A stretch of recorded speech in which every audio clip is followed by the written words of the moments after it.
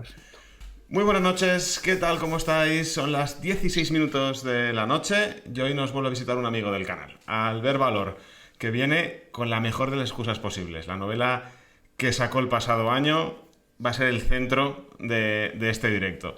Vamos a hablar de fútbol bueno, del de antes, cuando no existía YouTube y en los mundiales descubríamos esos cracks por sorpresa de otros países.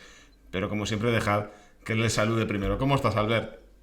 ¿Qué tal, Álvaro? Buenas noches. Bien, muy bien. Aquí encantado de estar contigo, tío, y de hablar pues del libro, del Mundial, y ahora que ya hace casi un año que se publicó, que al final también eso hace que un poco caiga en el olvido incluso hasta por mí mismo, pues esta charla puede ayudar un poco también a rescatar pues la publicación y que también ahora se acerca pues jornadas interesantes a nivel editorial, ¿no? San Jordi. El Día del Libro, San Jordi, y eso pues siempre es una buena excusa para volver a sacar a relucir este mundial y este libro, ¿no? Se vienen ferias del libro por aquí por Valencia, que no vas a poder venir, pero esperemos que en próximas sí que puedas hacer alguna presentación o algo por aquí. Pero voy a hacer como Broncano, aunque sin atril, y voy a hacer eso de hoy. Está aquí con nosotros en la pizarra de Doc, Albert Valor, para hablar de USA 94, el Mundial en la Frontera. Te nominó la revista Panenka al libro del año. Sí, la verdad es que o sea, fue una noticia, la verdad, muy ilusionante, ¿no? Porque al final, ya solo el hecho de estar nominado, ya, tú no te esperas nunca que te vayan a nominar para un premio. Entonces, un libro no lo haces por eso. Yo creo que quien escribe un libro en España y más de deportes, no lo hace ni por hacerse famoso, ni por hacerse rico, ni por... O sea, lo hace porque le gusta el tema, le apasiona lo que está haciendo y lo ve, pues ya solo el hecho de que su libro tenga forma de papel y esté en las librerías, al final también tengo que reconocer que Fuera de Ruta es una editorial que me la ha puesto muy fácil y que es una editorial que tiene una buena distribución y a ver, evidentemente esto no fue un bestseller que lo puedes encontrar en cualquier librería de España, pero sí en muchas, o sea, he ido a desde... Primero, el libro estaba, por ejemplo, tanto en FNAC como Casa del Libro, como el Corte Inglés, y luego también estaba en muchas librerías más pequeñas, más de barrio, incluso librerías de pueblos como Premià o Vilassar de Mar aquí en Cataluña. Evidentemente, donde más había era en Valencia, porque la editorial es valenciana, pero también estaba en Málaga, en Coruña, tal, o sea que eso fue ya para mí un auténtico privilegio, ¿no? Y luego, evidentemente, pues que los amigos de Panenka pues creyeran que mi libro era uno de los mejores del año, fue muy bonito. Y luego también fue muy bonito estar en Madrid en la gala, porque creo que además ellos han generado un ambiente muy, muy chulo, porque el periodismo al final siempre ha tenido esa pátina de, ¿cómo te diría, no? De todos estos personajes que algunos a veces relacionamos con programas que son así un poco de tertulia Sí. más chusca, ¿no? Más... Y creo que ellos ahí juntaron a gente joven, aparte no solo había periodistas, también había gente con proyectos futboleros muy chulos, como los chicos de Fibersy. Y solo el hecho de estar allí ya fue muy divertido y muy gratificante y la verdad que sí, sí, claro, estar nominado a ese premio pues fue un placer. Al final ganó el libro de Álvaro Velasco e Iñaki San Román, que Sí. también son amigos míos, el de Viejas Promesas, que además lo tengo por aquí porque en su día ellos me lo mandaron ¿Es una especie de como novela sello de gráfica, puede ser? Es una novela gráfica, sí, la tengo aquí, mira, la voy a enseñar porque creo que merece la pena. Esta no, este es el de paquetes, está aquí, está al lado. Hombre, paquetes, otro. Ese lo tengo yo por ahí. Este es el libro de Iñaki de Álvaro Muy y buena ilustración también.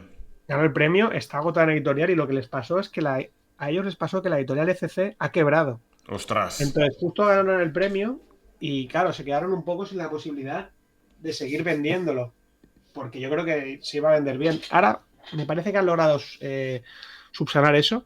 No sé cómo ni con quién, pero creo que en breve nos contarán noticias positivas al respecto y seguro que son buenas. Qué bueno, porque el sector del libro no está precisamente en su mejor momento.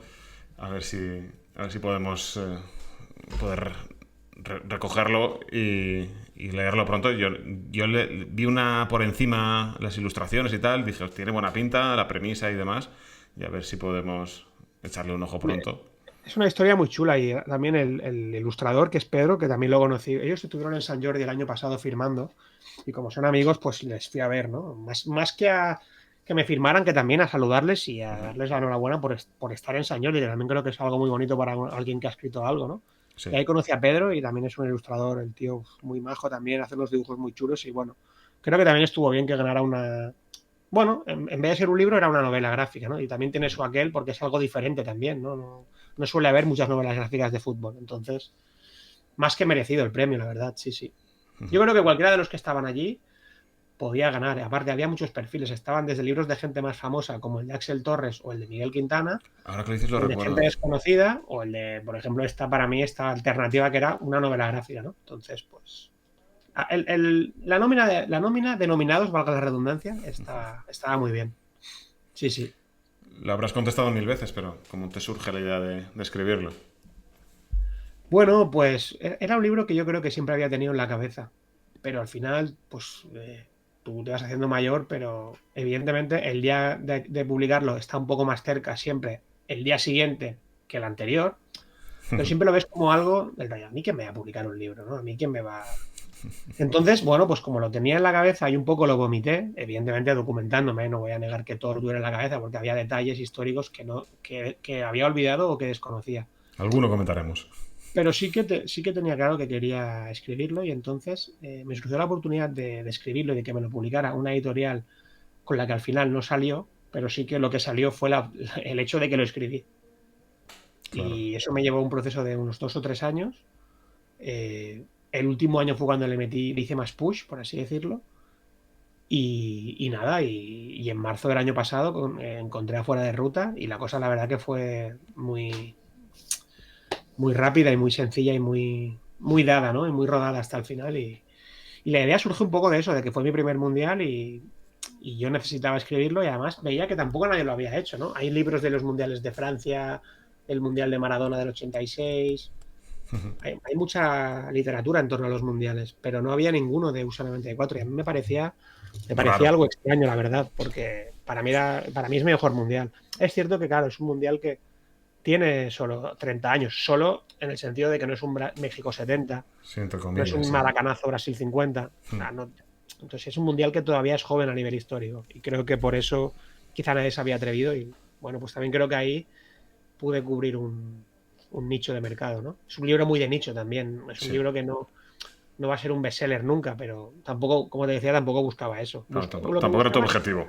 claro, lo que sí buscaba era que la gente futbolera le gustara. Y eso por alguna gente que me ha dicho, seguro que el libro no es perfecto. Yo creo que el primer libro de una persona creo que nunca es, y menos de alguien que tampoco se considera escritor. Y luego yo leyéndolo he encontrado también muchas lagunas y defectos, porque las he encontrado, la verdad. Pero bueno, como debut, la verdad que estoy satisfecho. Un poco a todos los niveles. Porque sí, sí. No, es importante que al final que el resultado estés contento y ya si haces un segundo, que no sé si está en tu cabeza, pues de eso se aprende también, ¿no? Sí, no, sobre todo yo creo que o sea, al final mola verlo, o sea, coger tu libro el En la día que estantería. llegó la primera caja con unos cuantos libros que la editorial pues te da como obsequio para que tú le Sí. des a tu familia, ¿no? A tu abuela, pues, a tus padres, a quien sea. Abrir esa caja y tocarlo, pues eso es un momento muy bonito, muy especial. Y luego también es eso, la edición creo que es una edición que está muy, muy bien cuidada, el gramaje del papel es muy bueno. Sí, O sea, ya te además de digo, verdad. Fuera de Ruta trabaja muy bien a nivel imprenta y a nivel distribución. O sea, No, está. y Ya encima había visto. con las imágenes incorporadas y todo Sí, a mitad. yo le dije a Jorge Cabezas, al editor, él me decía, pero claro, esto, porque él primero pues estudiaba, ¿no? El tamaño del libro, el libro tiene más de 500 páginas, es una buena chapa la que meto, es una buena turra, Sí, pero pero luego hay. la letra es grande y no es. Hay espacios arriba y abajo, tampoco Sí, cada sí, no, página. claro, pero que el libro en realidad la gente tiene que saber que está recortado. O sea, cuando yo envío la primera versión a la editorial, el libro gusta, pero él me dice, mira, lo he pasado ya al plotter de donde va y hay 700 páginas, hay que recortar Hay esto que como sea. cortar sí o sí. Y empezamos a recortar y prácticamente en nada le puse pegas, porque yo entendía o sea, yo veía que Jorge lo que estaba recortando era prescindible. O sea, puestos a cortar, yo lo hubiera publicado entero, pero puestos a cortar, lo que él me proponía siempre tenía sentido. Buen editor. Y, y si alguna vez no lo tenía para mí, yo le decía, vale, esto que son 2 páginas te lo convierto en un párrafo, pero esto hay que ponerlo. Y fue siempre todo muy, Muy muy, fluido, muy ¿no? limpio, muy fluido, porque él también me decía, si tú ves que alguna cosa no se quita, ¿eh? Yo ya, tranquilo. O sea, creo que enseguida yo confío en él y él confió en mí, ¿sabes? O sea, Claro, enseguida hubo una confianza mutua y creo que eso es muy importante en este proceso. claro. Conectasteis y entonces... Sí, sí, claro. Evidentemente la primera conexión se tiene que dar con que él leyera el manuscrito y le gustara, porque a otra gente le envié el manuscrito y no le gustó, a otra gente le gustó pero no lo tenía en su agenda o no le podía dar cabida o no le gustaba el formato y no pasa nada porque eso también es una cosa que me he dado cuenta. Publicar un libro, o sea, es verdad que a veces pensamos que le publican un libro a cualquiera y en cierto modo puede ser cierto porque a veces es libros de, yo qué sé, no voy a poner ningún nombre ni ninguna porque tampoco quiero Vale, matar. por si acaso, ¿no? Pero a veces creemos, o sea, a veces, pues, a ver, yo me acuerdo, por ejemplo, hace 10 años que se puso muy de moda hacer biografías de jugadores, ¿no? Sí. La biografía de Toni Kroos, de Diego Costa, de Arda Turán, y eran chavales que estaban jugando en la liga y tenían 28 años, o incluso menos. Era un poco, espérate a que se retiren, ¿no? Y hagamos una biografía en condiciones de su carrera. Eso se puso muy de moda, y más casos, ¿eh? Sí, o Entonces, documentales, que es otro tema distinto, pero que sí, de sí, sí, repente totalmente. entra una moda y... Pero lo que sí que creo es que te publique un libro no es fácil y evidentemente yo de eso me he dado cuenta. Y al final yo creo que tenía un producto que según mi parecer podía gustar porque era un libro de un mundial que no había ninguno, se cumplían 30 años, aparte se publicó el 17 de junio de 2024, el día en el que se cumplían justamente 30 años. Por tanto, era también un poco ese rollo aniversario. Pero por todos esos motivos yo pensaba que sí, que era un libro que a ver, no que me lo fueran a quitar de las manos, pero quizá pensaba que me iba a costar menos encontrar a alguien, ¿sabes? Y al final te das cuenta de que eso es complicado también.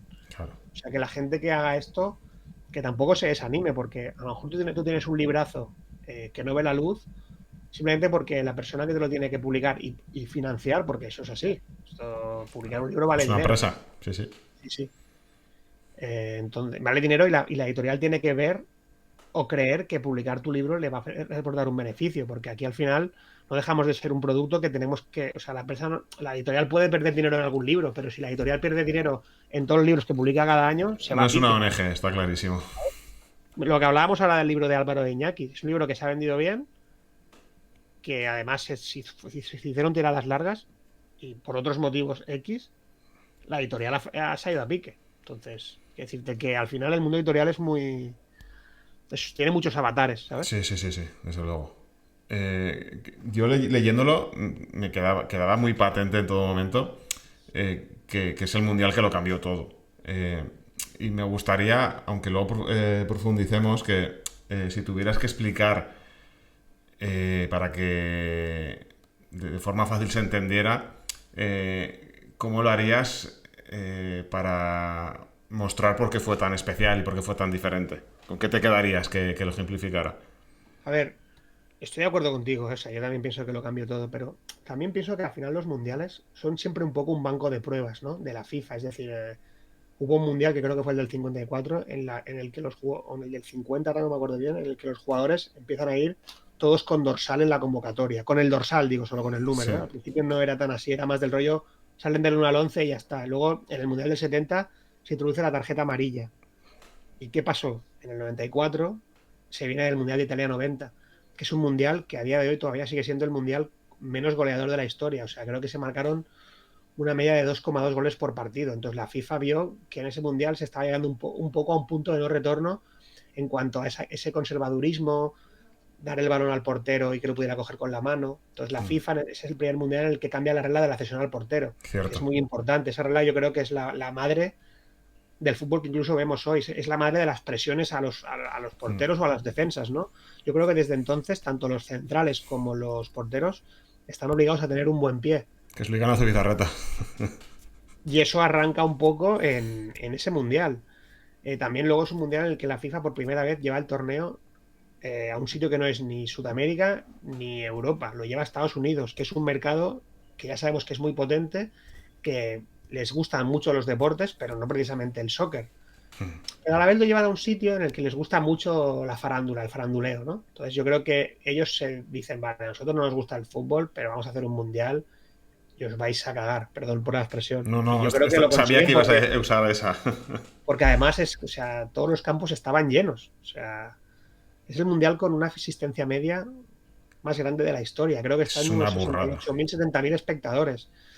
Entonces, luego también es el primer mundial en el que esto no se hace por un guiño a Estados Unidos, pero en realidad no deja de serlo, ¿no? Estamos desde hace muchos años que se veía como en los deportes americanos clásicos como el baloncesto o el fútbol americano, el jugador llevaba su nombre detrás de la camiseta. La North American Soccer League, que es la liga que se jugó con el Cosmos y con Pelé en los años 70, los jugadores ya llevaban el nombre en la camiseta. Esto lo dice Cruyff. El Cruyff dice que lo que vio en la North American Soccer League cuando fue a jugar en los 70, él dice que vio cosas que parecían el futuro, ¿no? Aquellas tandas de penaltis Qué que eran bueno. como shootouts que el jugador iba caminando, o sea, iba en conducción y se podía regatar al portero y tenía un tiempo. Él vio allí que había reglas que en verdad eran futuristas. Y sin tener nada que ver, porque yo creo que la FIFA no lo hizo porque fueron Estados Unidos, porque ya lo hizo en la Eurocopa del 92, y si el Mundial hubiera sido en España o en Rusia o en Sudáfrica, lo hubiera hecho igual. También el hecho de que sea el primer Mundial en el que hay nombre en la camiseta, también lo cambia todo, porque desde aquel momento el hincha, el fan, ya empieza a comprar la camiseta no solo de un equipo, sino también de un jugador. Y eso es una cosa que hasta Se nuestros días personaliza, claro. sigue. Sí. Entonces yo creo que en ese Mundial, por muchas cosas, se ponen las bases pues de lo que ha sido después el fútbol. A nivel también, ya te digo, no solo deportivo y de césped, porque luego también ha habido, pues, cuando en Francia 98 se puso el cartelón aquel del tiempo añadido, ahora en Rusia se puso el VAR. O sea, el fútbol siempre utiliza los mundiales para que sean el primer banco de pruebas de algo importante a nivel que un poco cambia una parte del deporte. Está claro que el VAR ha cambiado el fútbol, eso es una realidad. Desde Hay luego. gente que lo defiende, hay gente que lo denuestra, pero lo que está claro es que lo ha cambiado. Porque ahora ya cuando metes un gol, si la jugada es dudosa, el árbitro tiene que revisarla. Antes la jugada podía ser dudosa, pero el árbitro, una vez había pitado el árbitro, estuviera equivocado o no, estaba la decisión tomada. Entonces, Tú fíjate, has destacado, y estoy muy de acuerdo, porque apareció el fuera de juego posicional. 3 puntos en vez de dos eso por también fue, victoria. sí, sí, perdona, me he olvidado. Las sustituciones, que son 2 cambios más portero. Pero que hayas destacado el tema de la cesión, creo que es la más determinante, porque te hace jugar que los centrales y los porteros tengan que entrar en una dinámica distinta, tengan que aprender a comportarse de otra manera en el campo. Totalmente, Y de no, hecho, no lo había pensado, digo, se lo voy a plantear y conforme lo estabas diciendo digo, sí, sí, es que estoy de acuerdo, creo que la cesión es de lo más determinante y luego fuera del césped lo que decías, ¿no? Que lleves la camiseta hace que se individualice más el merchandising. sí, además, por ejemplo, en Italia 90, pues está claro que Higuita, aun habiendo todavía la regla, él ya muchas veces intentaba jugar con los pies y salir jugando desde atrás. En ese aspecto, Higuita fue un portero muy contracultural, o no sé cómo llamarle, pero. Y luego en Estados Unidos, con la regla ya aplicada, ves que los porteros lo están pasando mal, Sí, sí. excepto Jorge Campos, que para él estaba como un gorrino en una charca, ¿no? Estaba disfrutando lo más grande. De hecho, Jorge Campos, como bien se explica en el libro, en sus años en la Liga Mexicana llegó a ser delantero. Y México se llegó a plantear incluso el hecho de que Jorge Campos en ese mundial pudiera jugar como delantero y como portero. Pero la FIFA le dijo no. O una cosa o la O la otra, ¿no? Al otra. final es verdad que dentro de que el Estuvo fútbol a punto cada de hacer vez. un Molina, aunque por otras circunstancias. Si te Continúa, fijas, continúa. el fútbol al final cada vez los jugadores son más completos, defienden más. Tenemos, yo que sé, el caso de Fede Valverde, por ejemplo, que es un excelente centrocampista, y ahora Ancelotti lo está poniendo de lateral derecho, ¿no? O el mismo Jules Koundé, que en teoría es central, pero ahora está siendo casi el mejor lateral de la liga. Los jugadores son muy versátiles, pero yo creo que en una época en la que el fútbol cada vez es más de jugadores que sepan hacer muchas cosas, el portero sigue siendo el único especialista. O sea, el portero no puede jugar del lateral izquierdo o de medio centro, aunque a veces ves jugar a Ter Stegen o ves jugar a según qué portero y a lo mejor es más pulcro sacando el balón que muchos centrocampistas Totalmente. no voy a decir ahora ningún equipo tampoco, pero entiéndeme, o sea que hay, Sí, sí, sí, hay sí. porteros Se te que está hay porteros entendiendo. que tienen mejor pie que muchos centrales y que muchos mediocentros. Entonces.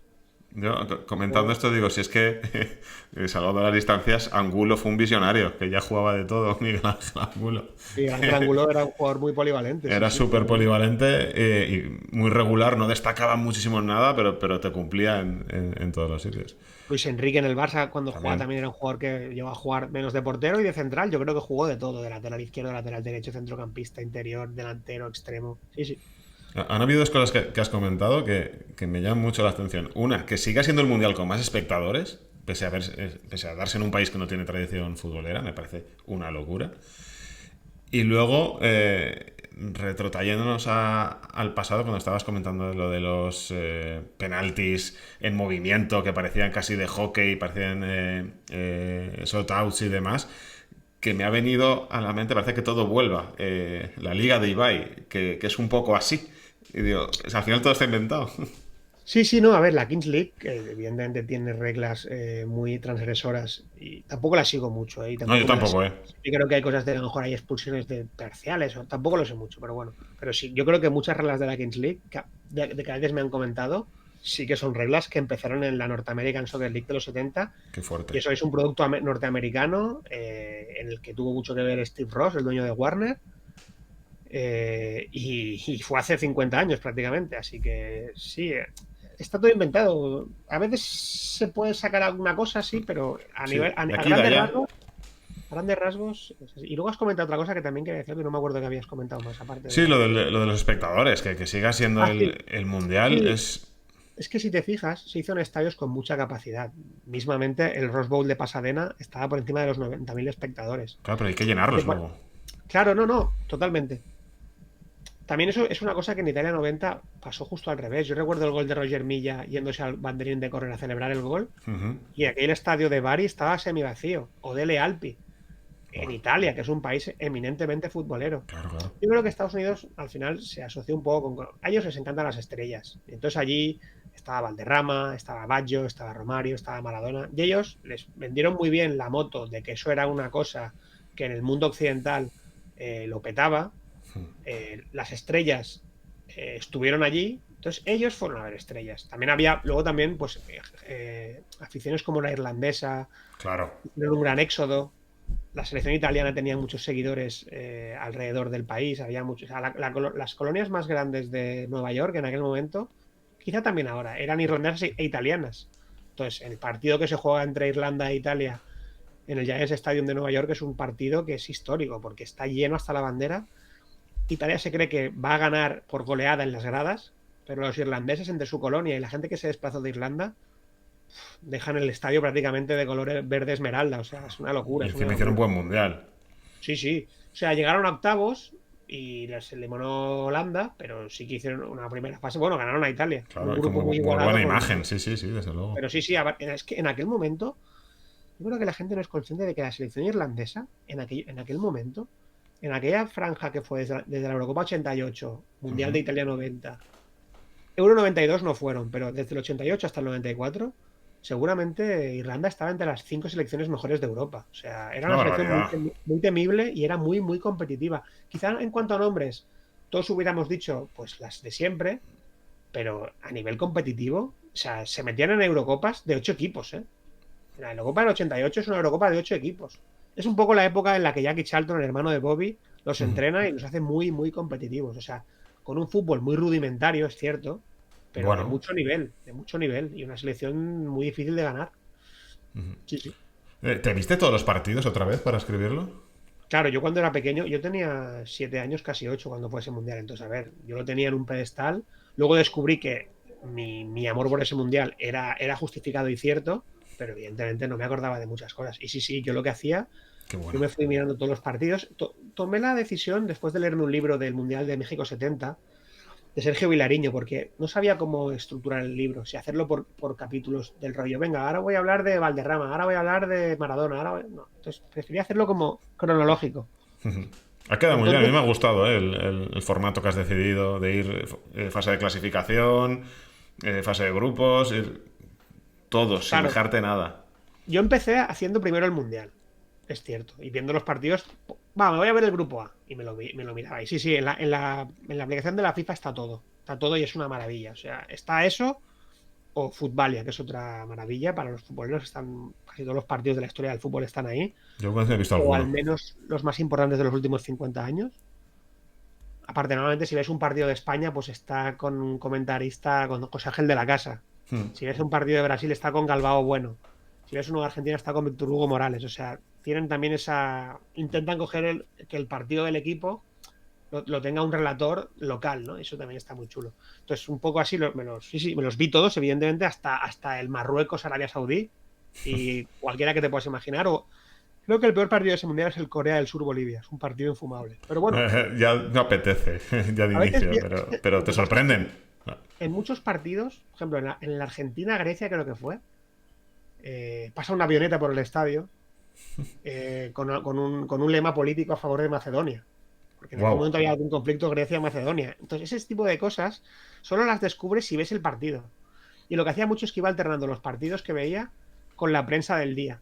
Es decir, cogía en la web de Mundo Deportivo, en la hemeroteca, o también a través de un par de amigos conseguí los ejemplares de Marca, de As, me compré todas las Don Balón, alguna revista internacional. Qué bueno. Intentaba un poco ver lo que había pasado en la previa, sobre todo, y en el post. Porque al final yo me obsesionaba mucho con hacer entrevistas a gente de ese mundial. Conseguí teléfonos como los de Bora Milutinovic, seleccionador americano, Fernando Signorini, preparador de Maradona, Marcelo Balboa o Alexi Lalas, que estaban jugando para Estados Unidos.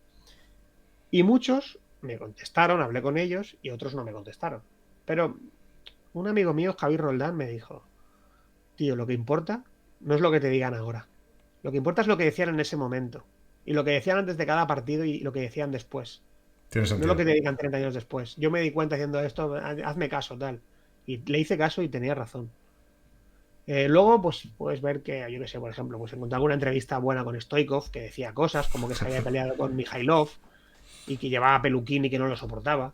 Y eso está bien. A nivel Sí, de relato está anécdota. muy bien, ¿no?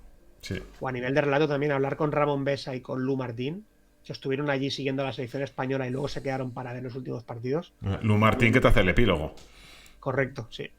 También estuvo muy bien. Pero es verdad que leyendo la prensa de la época y viendo lo que decía Jordanescu, el seleccionador rumano, antes de jugar contra Suiza, era más valioso que lo que me pudiera decir Jika Hashi en una entrevista ahora, ¿sabes? Claro. Evidentemente, Porque es la en la revista perspectiva. Panenka, perdón, en la revista Van Balón, hay entrevistas a Hashi y me las he leído también, ¿eh? Y a lo mejor hay una puntilla de una frase que me ha servido, pero sí.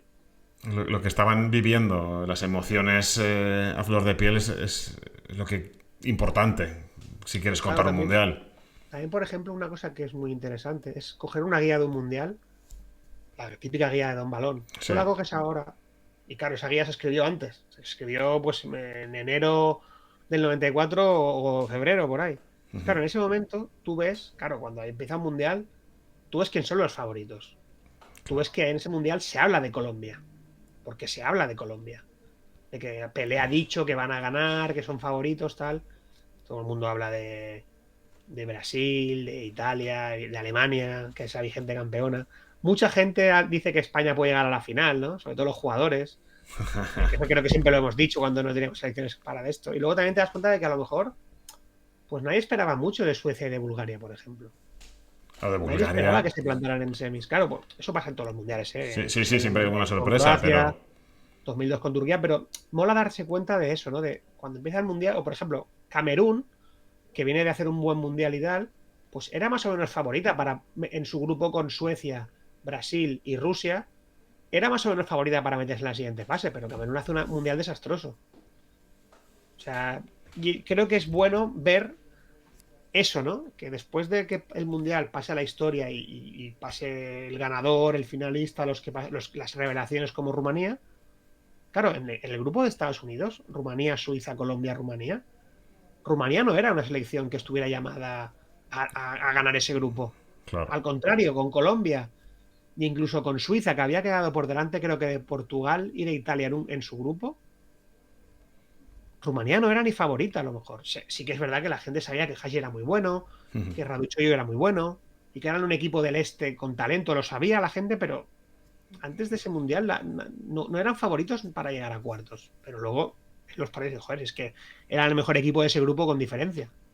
Claro, Las luego, cosas mola mucho verlas. claro, una cosa es la previa, porque el análisis a posteriori es tramposo, porque ya Lo que dicen en conoces. Argentina, el diario del lunes, ¿no? Que dicen en Claro, Argentina. claro.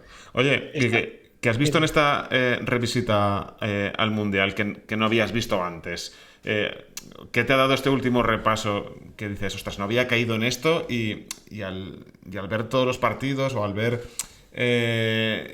cómo iban los grupos, he caído... ¿Te, te ha pasado eso de decir, ostras, he aprendido algo que antes no... Más que no caer, descubres cosas que ni siquiera sabías. Y incluso algunas que ni siquiera llegué a poner en el libro. Por ejemplo, yo que sé, Corea del Sur tuvo una intoxicación.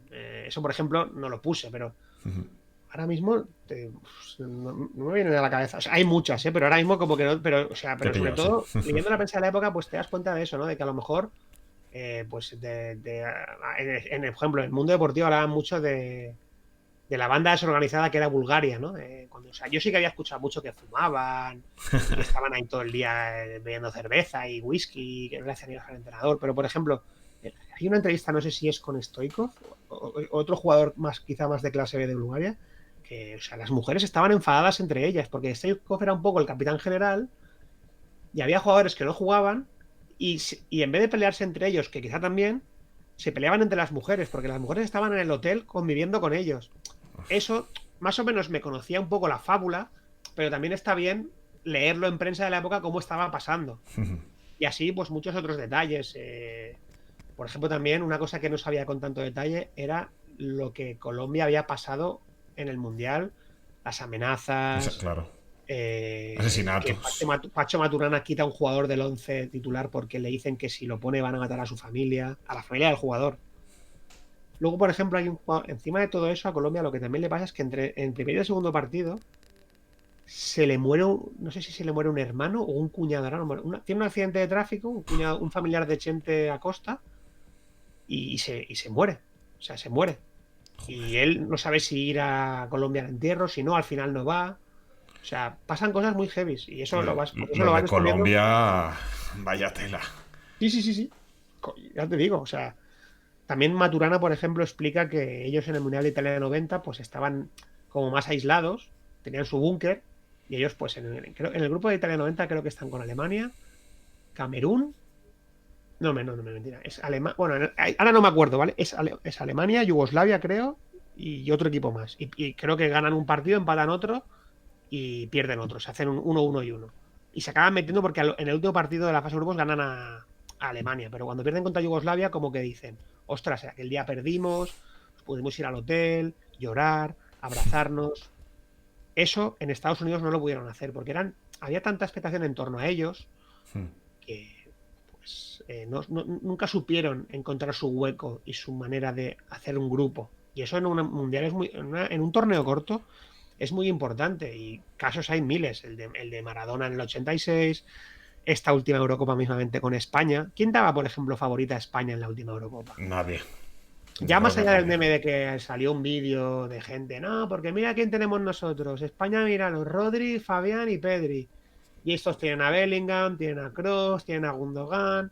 Pues mira, después, Rodri, Fabián y Pedri, mira, ¿sabes? Sí. Pero hay que decirte que esto al final Sí, sí. pasa siempre. O sea, a veces gana el favorito. Argentina era favorita en Qatar y ganó. Pero Argentina era favorita en 2002 y se fue en primera fase fuera.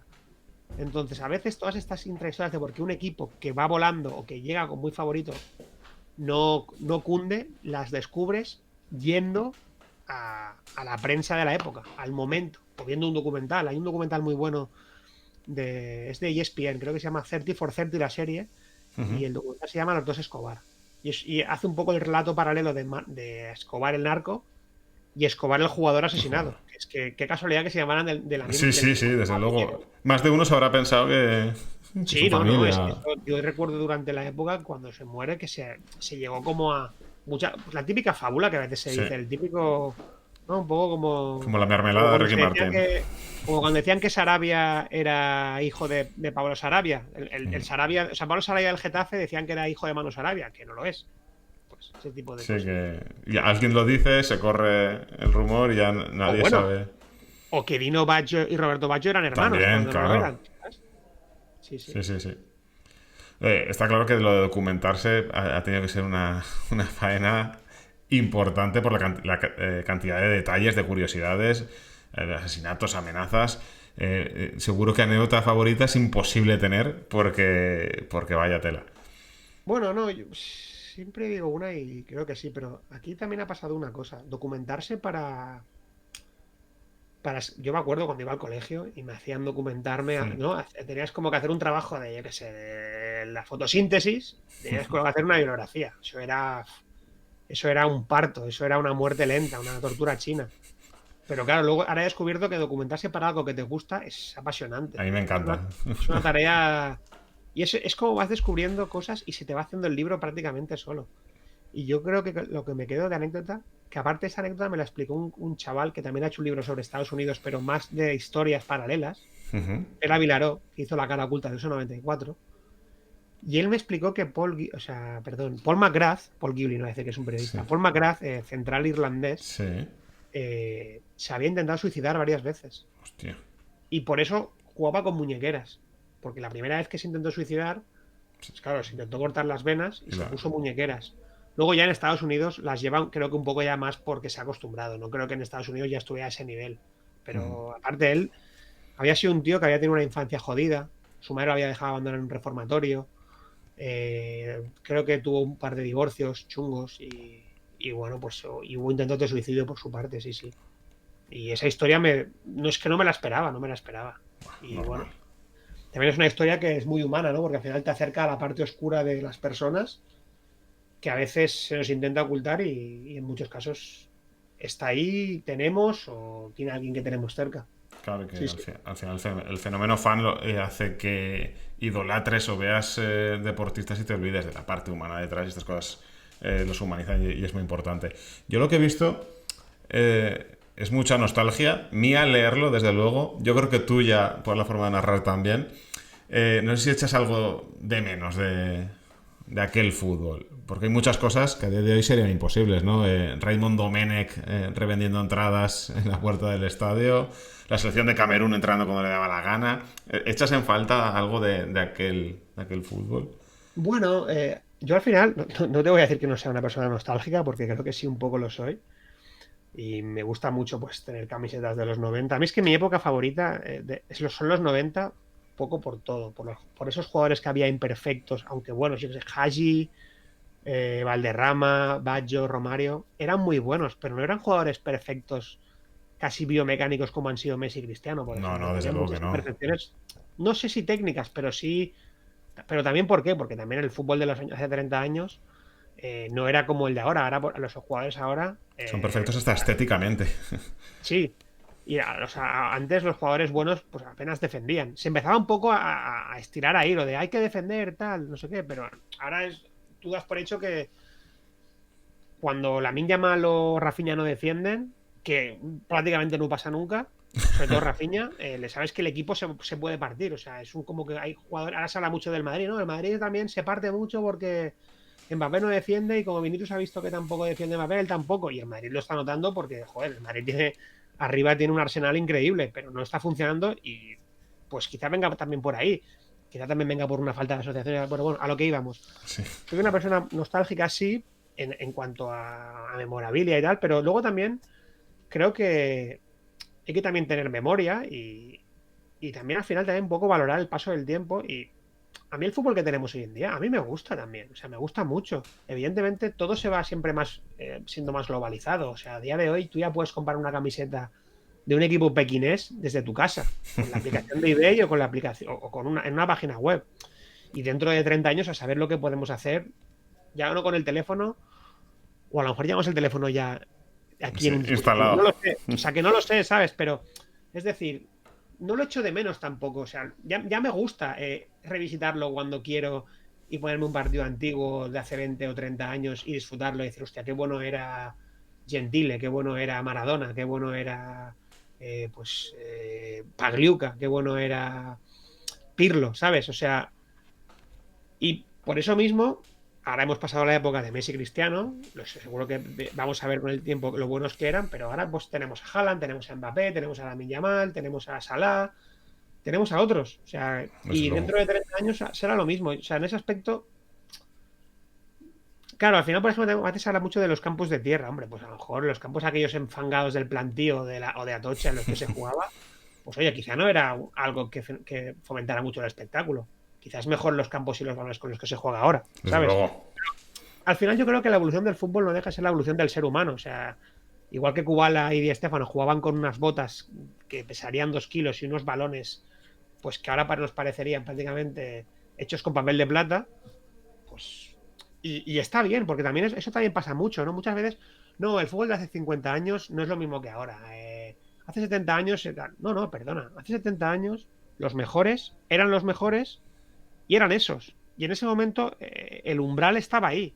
En la época de Pelé la suya, en la época de Paulino Alcántara o de Cubéis en el Valencia la suya, luego en la época de los 70 con Cruyff o Kempes la suya, Beckenbauer, y cada época ha tenido sus cracks y cada época con su evolución propia. Y yo soy muy amante de eso, de no eh, sobrevalorar ninguna época futbolera y tampoco de infravalorarla, que creo que se hace mucho. Se hace mucho Sí, esto. sí. Y no, y para nada, o sea, para mí tiene el mismo respeto un jugador de los años 20 del siglo pasado. A saber, o sea, tú sabes Es, la gente que consiguió que el fútbol fuera un deporte de masas. En realidad son los pioneros, o sea.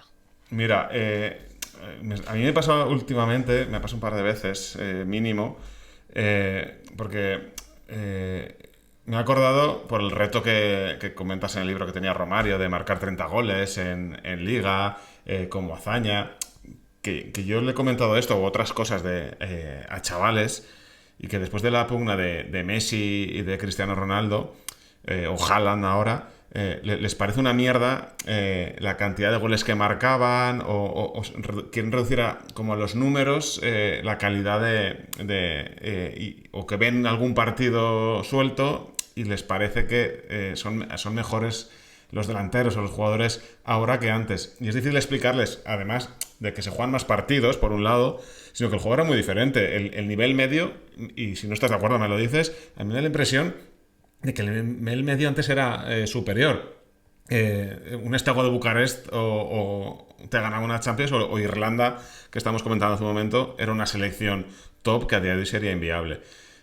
No sé si estás de acuerdo con esto y si ves que se infravalora también por esto, unas épocas que otras. Bueno, yo creo que aquí hay dos temas. El primero es que los números de Messi y Cristiano, yo creo que han sido brutales y no nos damos cuenta porque, o sea, yo por ejemplo me acuerdo, año 2000, la franja 2000-2005, jugabas a la Play, yo jugaba al Pro Evolution, y yo me cascaba mi Liga Master, cogía a Messi joven, y cuando Messi me subía de nivel y me ponía en 2010, Messi marcaba en una liga 40 goles, en una liga, pero los marcaba con la consola. Sí, sí. Ya claro, es que esto lo hace porque estaba en la consola. Es que luego Messi lo hizo de verdad. Sí. O sea, Messi lo que ha hecho es que lo que hacíamos en la consola cuando teníamos hace 20 años o 25, lo hizo de verdad. Y eso es muy complicado. Y Haaland lo ha hecho una vez en la Premier este año, creo que lo hizo el último año pasado, o hace dos ya. Pero, por ejemplo, este año no lleva tantos goles. No, claro. Sigue siendo Haaland. Es decir, yo creo que la gran virtud de Messi y Cristiano ha sido mantener lo que decía Valdano, ¿no? Messi es Maradona todos los días. Pues Cristiano ha sido Ronaldo el Gordo todos los días a nivel goleador. Todos los días era gol, gol, gol, gol y gol y gol y otro gol y otro gol. O sea, y temporadas marca. O sea, Cristiano en el Madrid tiene más goles que partidos. Eso es una locura. Eso es una, eso es una, Ese dato lo desconocía totalmente. eso es un dato de Liga Master del Pro Evolution. Tener más Wow. goles que partidos con el Madrid. Es una locura. Oh, qué Messi, bárbaro. sí, sí, Messi tiene en la liga casi 500 goles. Y el récord estaba en Zara en 250. O sea, lo ha pulverizado, que le ha subido 200. O sea, de verdad, o sea, eso por un lado. Y por el otro, creo que lo que has comentado tiene mucho que ver también con el Mundial en la Frontera que antes decíamos. Antes, el Steaua de Bucarest te podía ganar una Copa de Europa, pero ¿por qué? Primero porque Rumanía era un país peculiar, tenía una dictadura de Ceausescu, y Ceausescu no dejaba que sus jugadores salieran del país. Ah, Los dejaba salir ya cuando tenían 30 años, o en el caso de Hagi un poco antes, pero le costaba.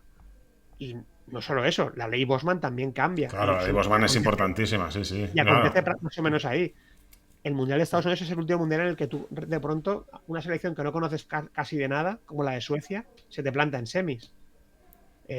Ahora ya, a ver, puede ser que vaya a Mundial Angola y no los conozcas, pero Angola pues no va a pasar de la fase de grupos, como pasó en Claro. 2006. Sí, sí, Y la te League hará Bosman gracia fue... y te hará gracia que un jugador suyo se llame Ping Pong. No sé cómo se llama ahora, creo que era Ping Pong.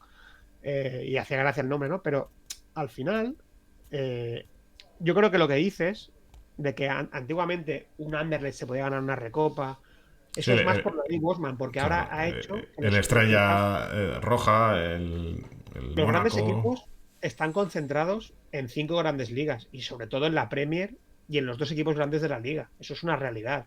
Y si tú ahora, por ejemplo, mira los cuartos de la Champions.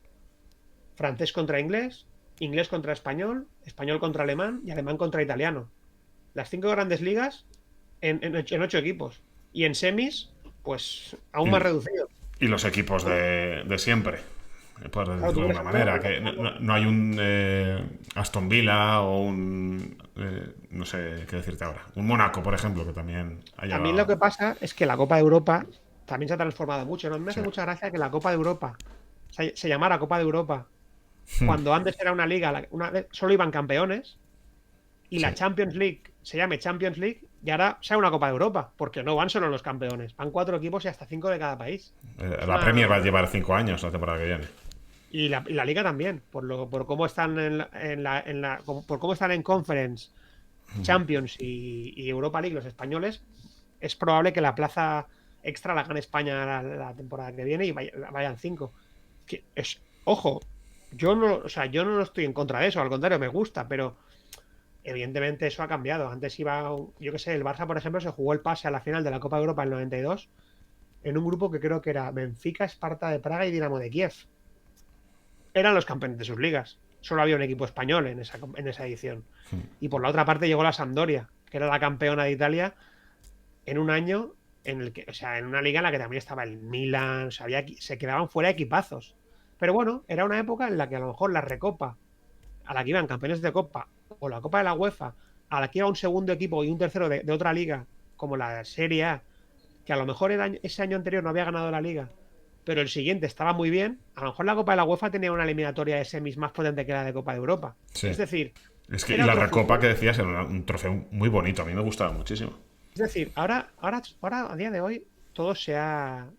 Hemos comprado un relato muy de la Champions, la Champions, la Champions. Y es normal porque es el gran torneo y tal. Y no me parece mal que la Champions se tenga como se tiene, como un santo grial que solo uno puede ganar cada año. Pero creo que nos olvidamos, lo que te decía antes, hay que poner en valor las recopas y las copas de la UEFA que los equipos han ganado porque en muchos casos eran torneos mejores que la Copa de Europa. Más que nada porque iban equipos más de cada país, podían haber 2 equipos o 3. Y ya te digo, o sea, yo qué sé, por ejemplo, la Real Sociedad y el Atlético ganaron las ligas que ganaron. Hombre. A lo mejor al año siguiente de ganar esas ligas, en algún caso, no estaban tan bien. Iban a la Copa de Europa, se centraban en ella y pues, hacían lo que podían hacer. A lo mejor ese año, pues el Madrid estaba mejor y estaba en la UEFA. Y te ganaba una pedazo de final de la UEFA contra. Pues ahora no me acuerdo contra quién las jugó, pero el Madrid ganó las UEFAs en los 80. Me refiero a eso, ¿no? Aquella mítica semifinal de Copa de la UEFA, Nápoles-Bayern de Múnich, donde Maradona se pone a hacer toques. Sí. Y hacen aquel pues, es decir, que cada época tiene su cosa buena. Yo, o sea, estoy muy a favor de la Champions, es una competición que me gusta, igual que me gusta la Europa League, igual que me gusta la Conference, aunque seguramente hasta cuartos o semis no haya duelos de equipos de nivel. ¿Por qué no tiene derecho el Jagiellonia, que está jugando ahí contra el Betis, a estar ahí y tener su sueño? Estoy muy de acuerdo. Está claro que la UEFA lo ha hecho por dinero, si esto lo Hombre, sabemos todos, pero es que, o sea, esto es así, o sea, eso lo sabemos todos. el juego es este. Si quien no quiera, que no lo vea. Quien le parezca que por eso no lo quiere. Yo es que soy un amante del fútbol y lo veré porque me gusta. Que me tomen el pelo lo que quieran, sí, ya lo sé, pero me gusta que me pongan el partido porque lo quiero ver, me disfruto, ¿sabes? Pues un poco es como lo veo, ¿sabes? No sé si te pega una buena chapa, pero es No, como no, lo veo. pero también hemos venido a estas cosas, ¿no? Hacia el final del libro pones las palabras de World Soccer, en las que dicen que ya 7 partidos en 28 días les parecía demasiado ya. Era un aviso de lo que iba a pasar, ¿no? Sobredosis de fútbol, que es un poco Sí, lo que se es quejan que, es muchos. que decía, o sea, no solo me documenté con prensa española, porque también necesitaba ver algo más de lo que pasaba en el mundo, ¿no? Y eso me sorprendió, porque World Soccer en la crónica de la final habla de eso, ¿no? De que, claro, así, o sea, yo sí que entiendo que o sea, Brasil jugó la final en el mismo sitio donde jugó la semifinal 4 días antes, y Italia se tuvo que cruzar todo el país, no España, Estados Unidos, que es un país que es un continente en sí. Se lo tuvo que cruzar en 3 días y estaban hechos polvo los jugadores. Y Baggio hizo una final mala también un poco por la lesión que tenía y por el cansancio. Eso lo entiendo. Y ahí yo creo que el problema fue de la organización. No pongas una semifinal en Nueva York porque llegue quien llegue, da igual. Si luego tiene que jugar la final en California, algo ahí. Eso quizá fue un error de la organización. Pero sí que me Marcelo sorprendió Bielsa estaría tirándose que los como que la pelos. gente, la gente veía algo, o sea, o la crítica de World Soccer veía algo grave, lo de los partidos en tan pocos días, y en día de hoy es lo más normal. O sea, mira, el Barça con el partido este contra Osasuna, esto fue el 27 de marzo. Ha jugado Osasuna, Girona, Atlético, Betis y ahora el Borussia. 5 partidos, o sea, y hoy estamos a jueves. Y el partido se jugó hace 2 jueves. O sea, en 14 días ha jugado 5 partidos. La carga excesiva, Imagínate. ¿eh? Sí, sí. Pedri, Lamal, es una cosa. Mira que Marcelo Bielsa lleva años advirtiéndolo que. Pero bueno, es lo que dices, es el negocio, es lo que toca ahora y. Bueno, yo creo que al final yo creo que acabará pasando que los futbolistas quizá van a la huelga. Yo creo Hay que otra sí. gente que dice que quizá no van porque, claro, menos partidos, quizás será menos dinero. También pueden decir, bueno, si yo jugaba 50 partidos hace 8 años, ¿por qué ahora juego 70? También pueden verlo por esa parte. No sé. Está claro que es algo que acabará petando y creo que si lo hace será porque los propios profesionales se quejarán. Al final, hay una frase de Caparrós que es la de el fútbol es de los futbolistas y es así. Y Totalmente. los futbolistas a veces nos parecen que son seres egocéntricos, millonarios, que no digo que lo sean, pero no Algunos nos sí, olvidemos otros que no. ellos son los que hacen posible este deporte. En fútbol y en baloncesto, o sea, es Sí, decir, sí, al sí. final son ellos. Entonces, si queremos ver buenos partidos, buenos espectáculos y queremos que los partidos sean Hay que con cuidarles. Bellingham, Mbappé, Vinicius y con Lamine, Rafinha, Lewandowski y no estén lesionados, pues quizá hemos de, bueno, pues eso. Yo, por ejemplo, hace tiempo que lo digo. Evidentemente yo soy del Barça y lo veo así, ¿no? Y veo que la Liga Francesa y la Bundesliga ya tienen 18 equipos. Yo al menos recortaría la Liga 2 equipos. Pero claro, a lo mejor un aficionado del Leganés o del Alavés no lo ve igual. Porque ve que puede estar en primera y con 2 plazas menos le va a costar más. Lo entiendo también. Lo que está claro es que alguien tendrá que tomar decisiones. Porque no solo los partidos no están yendo a menos, sino que están yendo a más. Ahora, después de la Champions y todo, Mundial de Clubes. Yo tengo mi propia cábala sobre el Mundial de Clubes. Y es que no es que vaya a fracasar, porque evidentemente el premio por ganarlo es muy grande. O sea, creo que el que lo gana va a ganar 110 millones, es una barbaridad. Pero sí creo que los equipos europeos van a pasar un poco del torneo, pero básicamente porque van a estar trinchados. Sí que es cierto que, como siempre pasa, los equipos sudamericanos se lo van a tomar en serio porque es un torneo en el que van a jugar contra europeos. Vamos a ver cómo evoluciona. Y ojalá me equivoque, ¿eh? Pero yo creo que es un torneo, no sé qué va a pasar. O sea, no sé si te acordás, año 2000 hubo algo parecido. Se jugó un mundial de clubes en Brasil. Fue el Manchester, fue el Madrid. Ahora no me acuerdo qué equipos más fueron El europeos. No año sé. 2000 es la Intercontinental Sí, que palma el Madrid. es la de Boca Madrid, eso Sí, sí. Pero vale. aparte, se juega un mundial o sea, eso era Copa Intercontinental, pero aparte, se juega en febrero más o menos, Vale, se sí, sí, juega no, un mundial era de por clubes. ubicarme, entonces sí, Sí, sí, sí sí, que lo sí. recuerdo. Y la final me parece que fue Vasco de Gama Corinthians. Y sobre todo, A tanto no llego. claro, y creo que el Madrid quedó eliminado en semis y jugó el tercer cuarto contra el Necaxa. El Manchester United quedó eliminado en fase de grupos. Lo que te quiero decir es que de ese mundial de clubes, ¿quién se Sí. acuerda? No se Ya, acuerda nadie nadie. prácticamente. Entonces, no digo que vaya a pasar lo mismo, ¿eh? Pero es una competición que no deja de ser un mundial de selecciones, pero con clubes.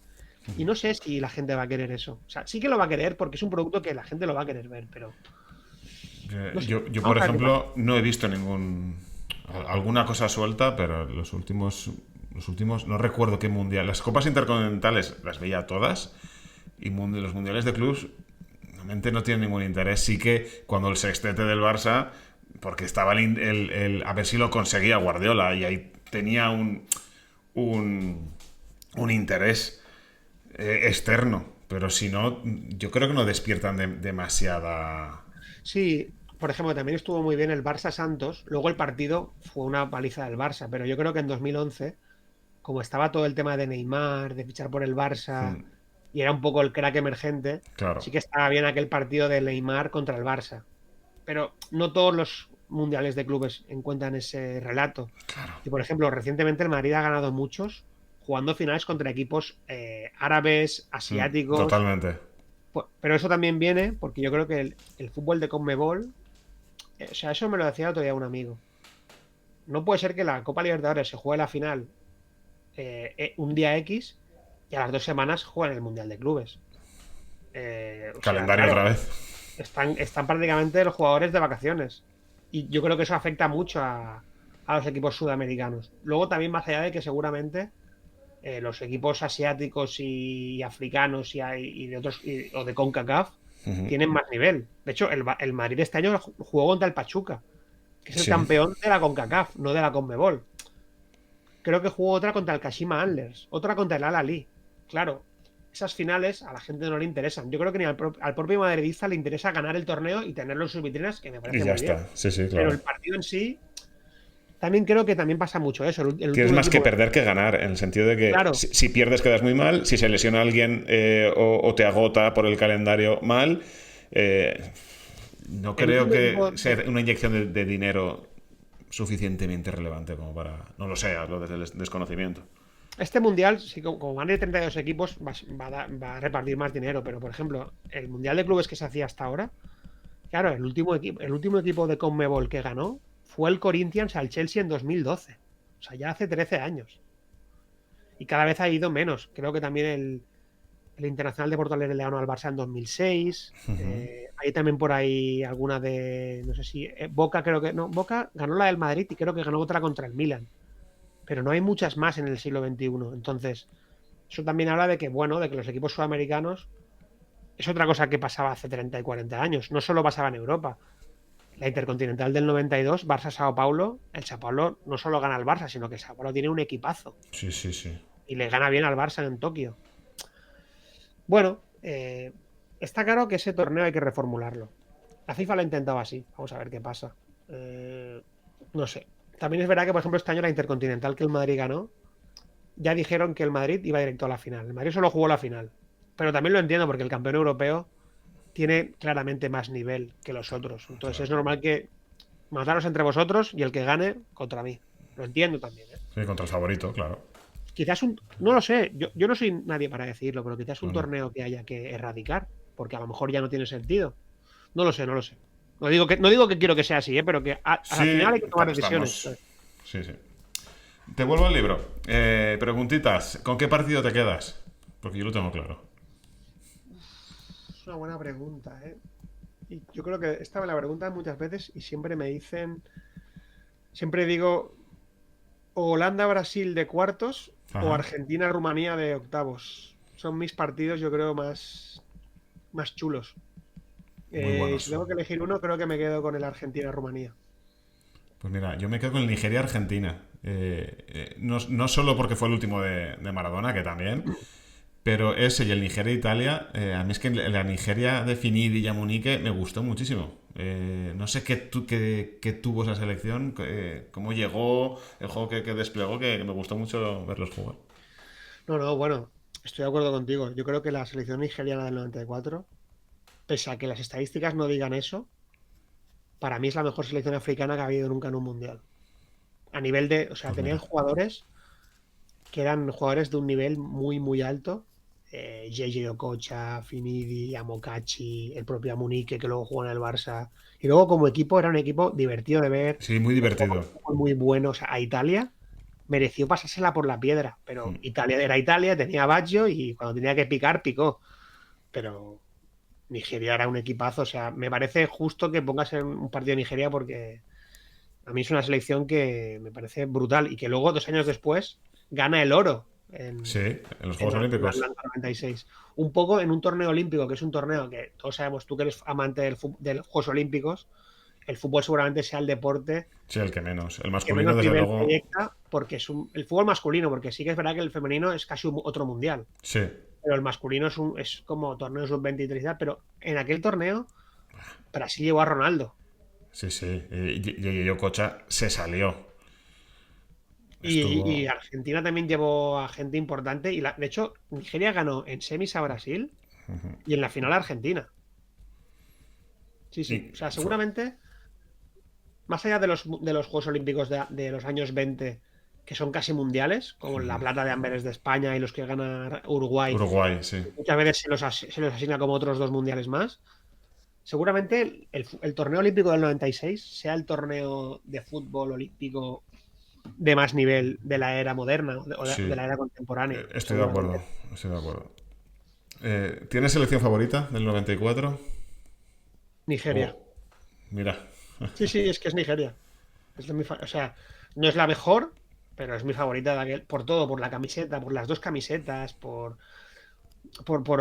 las celebraciones de Yekini contra cuando marca el primer gol nigeriano en un mundial con la red, por el nivel de la selección, por todo. También hay una historia muy chula de que se los encuentra Garci. Garci fue a ese mundial como enviado especial. Sí, lo cuentas. Sí, va con Mitchell y con De la Casa. Y están un día, creo que es en una librería, no, creo que es una librería, ahora no me acuerdo, creo que es de Boston. Y están ahí y se encuentran con Rufai y con Amunique comprando libros. Casi nada. Y hablan con ellos y con Olise también. Y hablan con ellos como, claro, esas situaciones sí que, por ejemplo, hoy en día no sé si se podrían dar. A eso me Pero refería antes. Es que yo sí, sí, esas total, cosas. total, pero es un historión, o sea, es un historión. Buah. Entonces, es Nigeria sin duda. No sé cuál es la tuya, no sé Sí, estaría entre Nigeria y luego Suecia, que me he reencontrado con ella gracias a tu libro, porque aparte de que, claro, he recordado a Björklund, a Svars, que fueron jugadores del Valencia. Claro, claro. Además, Björklund era un grandísimo central. Y la verdad es que me conquistó. Luego te voy a preguntar por jugadores y por posiciones y demás. Y a mí, por ejemplo, el portero de sueco, me parece que hizo un torneo para enmarcar, ¿no? Entonces, pues entre Nigeria y Suecia creo que estaría. Ravelli, el mítico Ravelli. Sí. Primero. Sí, no, no. Suecia, yo creo que no desplegó tampoco un fútbol muy vistoso, No, vistoso no, pero pero era una selección que tenía muchos jugadores icónicos. Martin Dahlin, el propio Henrik Larsson, los que has comentado tú, el portero. Es que sí, sí, era un equipo con mucho flow, ¿sabes?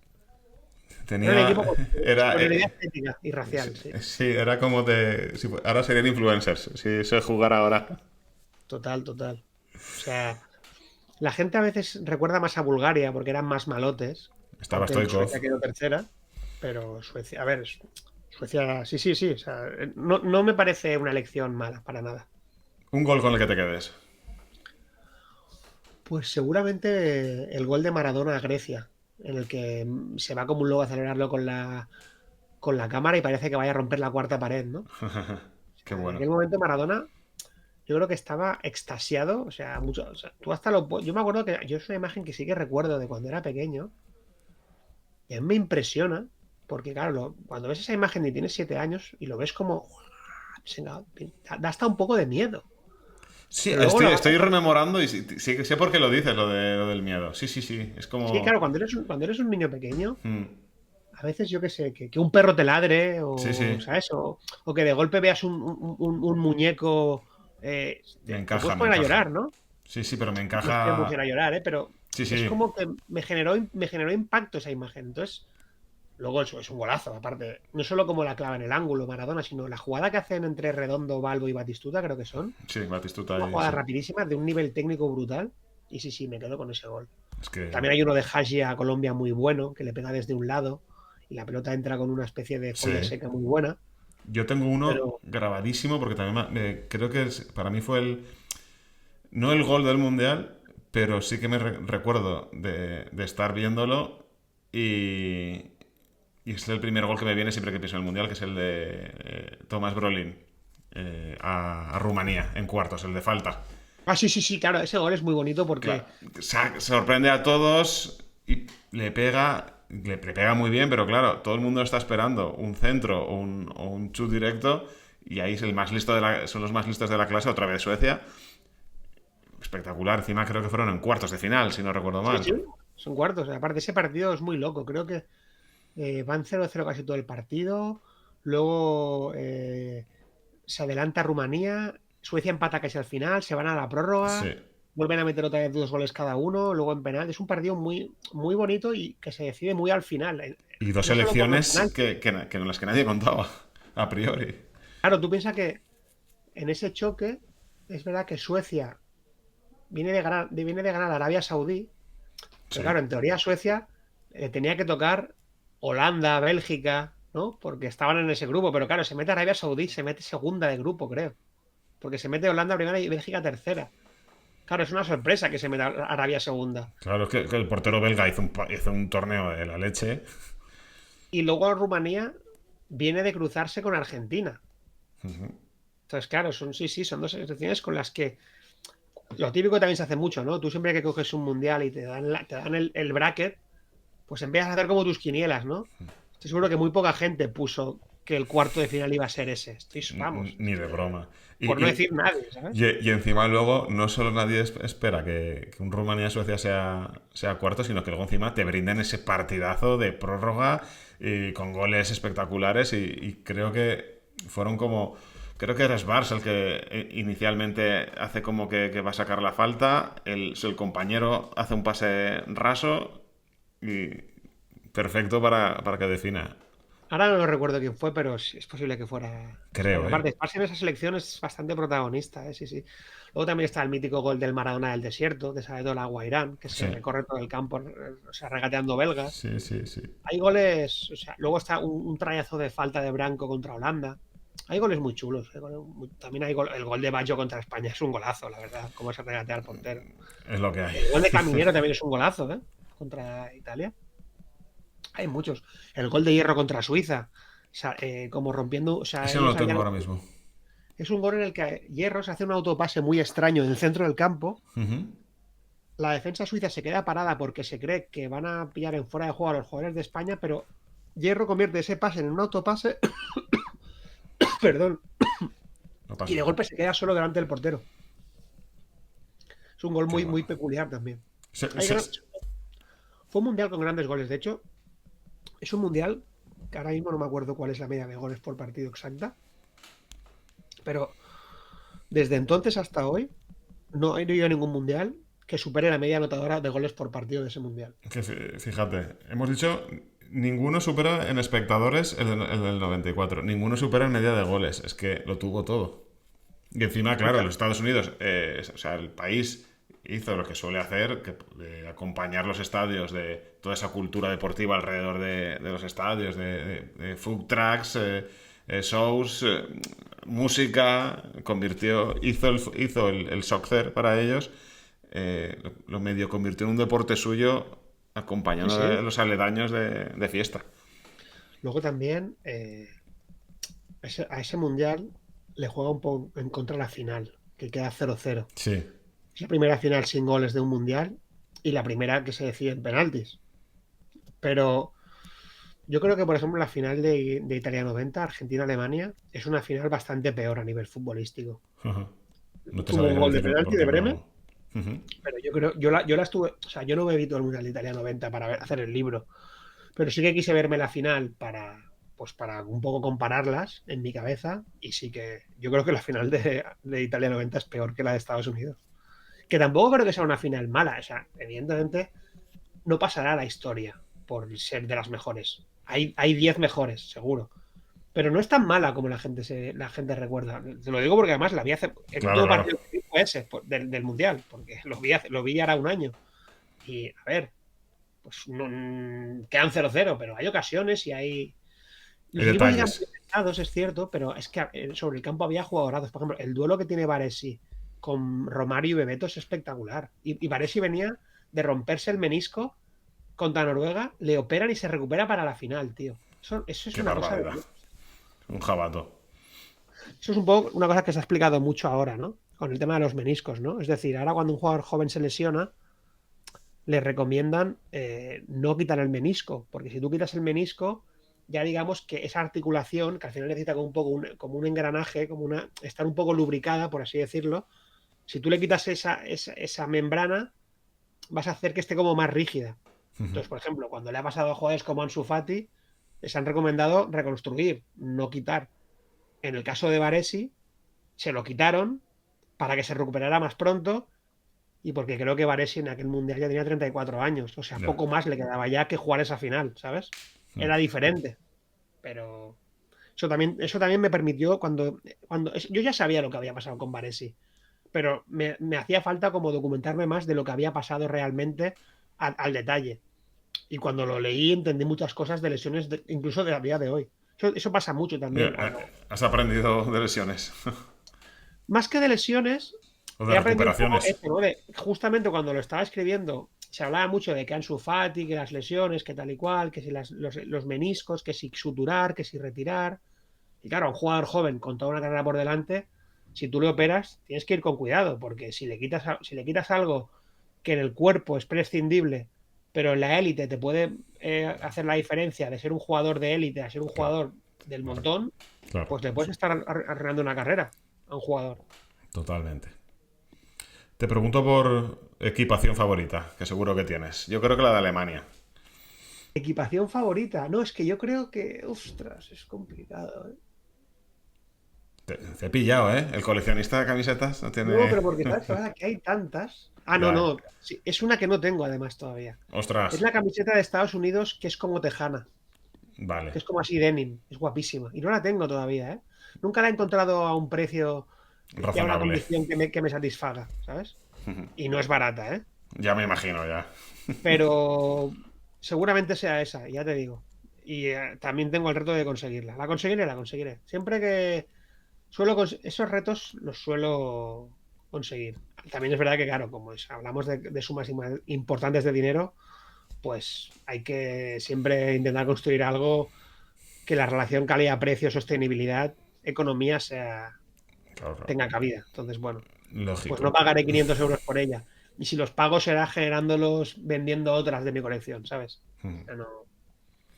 Te voy a preguntar por un portero, un defensa, un centrocampista y un delantero. Vale, bueno, yo creo que aquí todos tenemos en mente los jugadores, digamos, que fueron los buenos, pero yo te voy a hacer un poco más una elección más personal. Yo, por ejemplo, de portero creo que me Es lo que quedaría con, buscaba. con Jorge Campos. Ajá. Ya se explica un poco por qué, además. Cómo juega con Sí, los no, pies. no solo era un portero icónico y transgresor, también era un buen portero, yo creo. Quizás se fue pronto del Mundial, porque México cae contra Bulgaria en Sí. penaltis. Él para alguno en la tanda. Pero creo que era un portero muy icónico que explica mucho esa época de cambio, que en aquel momento era un auténtico adelantado a su tiempo. Y su historia personal siempre me ha gustado mucho. Las camisetas que llevaba, tan estrafalarias. O sea, es un personaje muy, muy peculiar y además de mucho nivel también. Aparte, Jorge Campos hay que decir una cosa muy curiosa de él. Hace cosa de un año, un poco menos quizá, apareció por Twitter y me empezó a seguir. Y luego vi que a otra gente de Twitter España, que futbolera, como Fermín Suárez, Bruno Alemán, también lo decían. Me ha empezado a seguir Jorge Campos. Se ve que el tipo se puso a Twitter, empezó a hacer una lista de follows, a seguir a gente y, Qué y no bueno. sé, me pareció curioso porque no sé, que te siga un futbolista de ese mundial no es algo normal y No. encima es bonito, ¿no? Sí, desde luego. Provoca ilusión. ¿Defensa? Me quedo con Jorge Campos. ¿Tú con cuál te quedas? Yo creo que con Ravelli. Claro, sí, también lo has dicho antes. Lo que era un tío muy peculiar, de muchas performances, Ravelli. ¿Defensas? ¿O defensa? Otra vez elección personal, me quedo con Alexis Lalas. No era un jugador de un nivel excelso, pero era un tío, también parecía una estrella de rock. De hecho, en cierto modo lo era, porque había sacado un disco justo antes de ese mundial. Y bueno, la historia es esta. A mí la historia, mira, de ese mundial, creo que mi historia favorita es la de Estados Unidos. Siempre me ha fascinado mucho cómo hicieron aquello. Bora Milutinovic convirtió a Estados Unidos en un equipo de fútbol de club. O sea, hizo una concentración, los metió ahí en una especie de campus en Misión Viejo Nos metió allí durante un par de años a jugar amistosos, a ir a jugar a Europa, a ir a jugar por el mundo. Y al final consiguió lo que quería, que era que la selección diera la talla. Y dieron la talla porque pasaron la primera fase con Rumanía, Colombia y Suiza y les tocó jugar contra Brasil. Perdieron 0-1, pero el partido lo compitieron, ¿eh? De hecho, es curioso que ese partido se rompe cuando antes del descanso expulsan a Leonardo de Brasil, pero le expulsan por un codazo a Tap Ramos que lo deja groggy y Tap Ramos se tiene que retirar del partido. Y Estados Unidos con 11, Brasil con 10, pero Estados Unidos sin Tap Ramos lo Sí. acusa más que Brasil quedarse con 10. Esas cosas que pasan a veces que dices, ¿cómo es Sí, posible? sí, Cosas del bueno, fútbol. fútbol. Y que Sí, luego Brasil es Brasil y la historia y sí, la camiseta pesan. Y Estados Unidos era una selección que a nivel histórico iba en pañales. claro. Y eso, Y sigue yendo prácticamente, hablamos sí. mucho de la mística, hay gente que la intenta, tal. Eso existe. Eso existe. Y luego que Brasil, yo creo que en ese partido es cuando ya aprende a ser un equipo rocoso y a competir. Y se hace, ese partido para ellos es muy importante porque lo pasan mal en algún momento, pero en la segunda parte creo que también mete a Cafú, no sé si lo mete de interior derecho, Sí, le o cambia un no, a poco, sí. Maciño, perdón, o a Maciño. Y el equipo se compacta y juega muy bien en la segunda parte de Brasil. Pero bueno, me he ido un poco. Mi nombre es Alexis Lalas. ¿Con cuál te quedarías tú, por ejemplo? Eh, no recuerdo, creo que alguno de los centrales de Rumanía, Popescu, George Popescu, quizás, por cómo secan a Valderrama, entre él y el compañero. Sí, sí. Creo que sería una buena opción porque tienen mucha culpa de que Colombia no hiciera el papel que se esperaba Sí, de sí, sí. ellos, ¿no? Entonces, Totalmente. Evidentemente, el primer partido en un mundial es muy importante. O sea, es el debut en una liguilla de 3 partidos. Si el primer partido no lo ganas, ya empiezas el la torneo. moral, Y por aparte de eso los España, puntos, la moral. por eso España 2010 y Argentina 2022 tienen también tanto mérito. Porque ganaron el mundial perdiendo el primer partido. Y son las únicas que lo han conseguido en la historia, ¿eh? España fue la Sí. primera, pero luego Argentina lo volvió a hacer. ¿Centrocampistas? Y quizás sí que voy a ser un poquito más previsible y sí que me voy a quedar con Chica Haji. Hombre, es que Porque es uno de los nombres. es que aparte de Chica Haji, en aquel momento estaba en el Brescia, en segunda italiana, había estado en el Buah. Madrid y había, digamos, no sé si fracasado, pero digamos que no le había ido todo lo bien que se esperaba de él. Y luego en ese mundial lo ficha Cruyff para el Barça, porque Laudrup se va al Madrid y Cruyff decide que su hombre es Hagi. También un poco lo ficha por lo que ve en el mundial, yo creo. Es curioso porque en aquel mundial los mejores jugadores fueron Romario, Stoikov, Baggio y Hagi. Esto por la FIFA, ¿eh? Y es curioso que el Barça ese verano, después de ese mundial, tiene a 3 de los 4. Sí. Menos a Baggio tiene a los No es 3. Aballo. Y luego hace una temporada nefasta el Barça. Nefasta de las peores que le recuerdo yo al Barça. De quedar cuarto en la liga. mm, Pero un poco, otra vez volvemos a lo mismo. A veces tener a las estrellas no te lo da todo. Tiene que Claro, haber no, un no. equilibrio. Y También tanto. Romario en enero se va a Brasil, después de un clásico que el Madrid nos gana 5-0. Pero Luego, sí, bueno, luego vendría aquí a Valencia. total. Qué gran documental de Romario en Valencia que hay en Movistar. No sé si lo has visto, pero es buenísimo. No, pero lo tengo que ver, pero yo he coincidido con él. Y menudo personaje. A mí Es un cuando poco. dices que no bebía, digo, bueno, eso decía él. Bueno, a mí siempre lo que me han contado es que no bebía. Tampoco lo sé, no lo he visto. Si No. tú lo has visto beber, pues A ver, yo creo que la copa que lleva en la mano llevaba alcohol. no sé. Él insistía mucho en eso, Sí, ¿eh? lo sé, lo sé. Y no creo que siendo lo golfo que era por las noches, y otras historias de él que a veces me han contado, pero que bueno, que tampoco hace falta contarlas No, aquí. claro, claro. Pero si contaba según qué cosas, no sé por qué tenía que decir Sí, que es no una cosa bebía que me ha ese día, ¿eh? sorprendido siempre. Digo, igual cuando le veía lo que llevaba en la copa era otra cosa. Puede ser. Claro, o sea, yo creo que al nivel de golfería que estaba Romario, ya le daba igual decir que bebía. Era quizá lo menos grave que Sí, sí, lo que hacía, ¿no? desde luego. Lo que es muy fuerte de Romario es que después, o sea, tú lo ves ahora que han pasado 30 años, lo ves a veces algún vídeo jugando, está el tío fibrado, fibrado, está Sí, sí, magro, sí, sí. Impresionante. está en forma. Y fue político, ¿no? En Brasil, si no recuerdo Sí, mal. Fue Y a, positivo en Brasil. y a pesar de todo esto, oye, ¿qué crees que le pasa por la cabeza? Porque después de ganarlo todo, le pasa un poco como a Ronaldinho también, que pierde interés. Y Sí, no, no. Aparte, él se lo dijo a Cruyff. Digo, si gano el Mundial, volveré cuando quiera. Y a Fer que lo hizo el tío. Bueno, yo creo que Romario o Ronaldinho son jugadores que decidieron en su día que ellos eran futbolistas, les gustaba ser felices, hacer felices a la gente, a las personas que les seguían, pero creo que los dos tuvieron siempre claro que el fútbol nunca les iba a quitar su vida. Y eso a joder, mí a pues veces, inteligente. yo a veces yo a veces estoy enfadado con Ronaldinho porque pienso que pudo haber sido mucho más de lo que fue Hombre, y con no el lo fue cuerpo que porque no quiso. tenía, no quiero comparar porque no tiene nada que ver, pero tenía una técnica brutal como la podía tener Messi, sin hacer comparaciones, pero con un cuerpo superior. Que dices, es que lo tenía todo. Es que a nivel estético, yo creo que Ronaldinho era mucho más bonito que Messi de ver. Sí, y encima cómo sonreía, el rollete que llevaba, era, o sea, yo me lo pasaba muy bien cuando lo sufría en Mestalla. Sí, sí, Hacía no, no. levantar a las gradas rivales. ¿Cuánta gente puede decir eso? Yo no he visto muchas veces, bueno, no lo he visto nunca, a un jugador del Barça irse aplaudido del Bernabéu. Creo que Ronaldinho e Iniesta creo que han sido los únicos. Sí, ya, pero claro, Iniesta porque es español, porque ganó el Ya, Mundial. tienes O razón. sea, Iniesta tiene un contexto más de que, aparte de ser culé, tiene otro contexto que le reconciliaba con el resto de aficiones de España.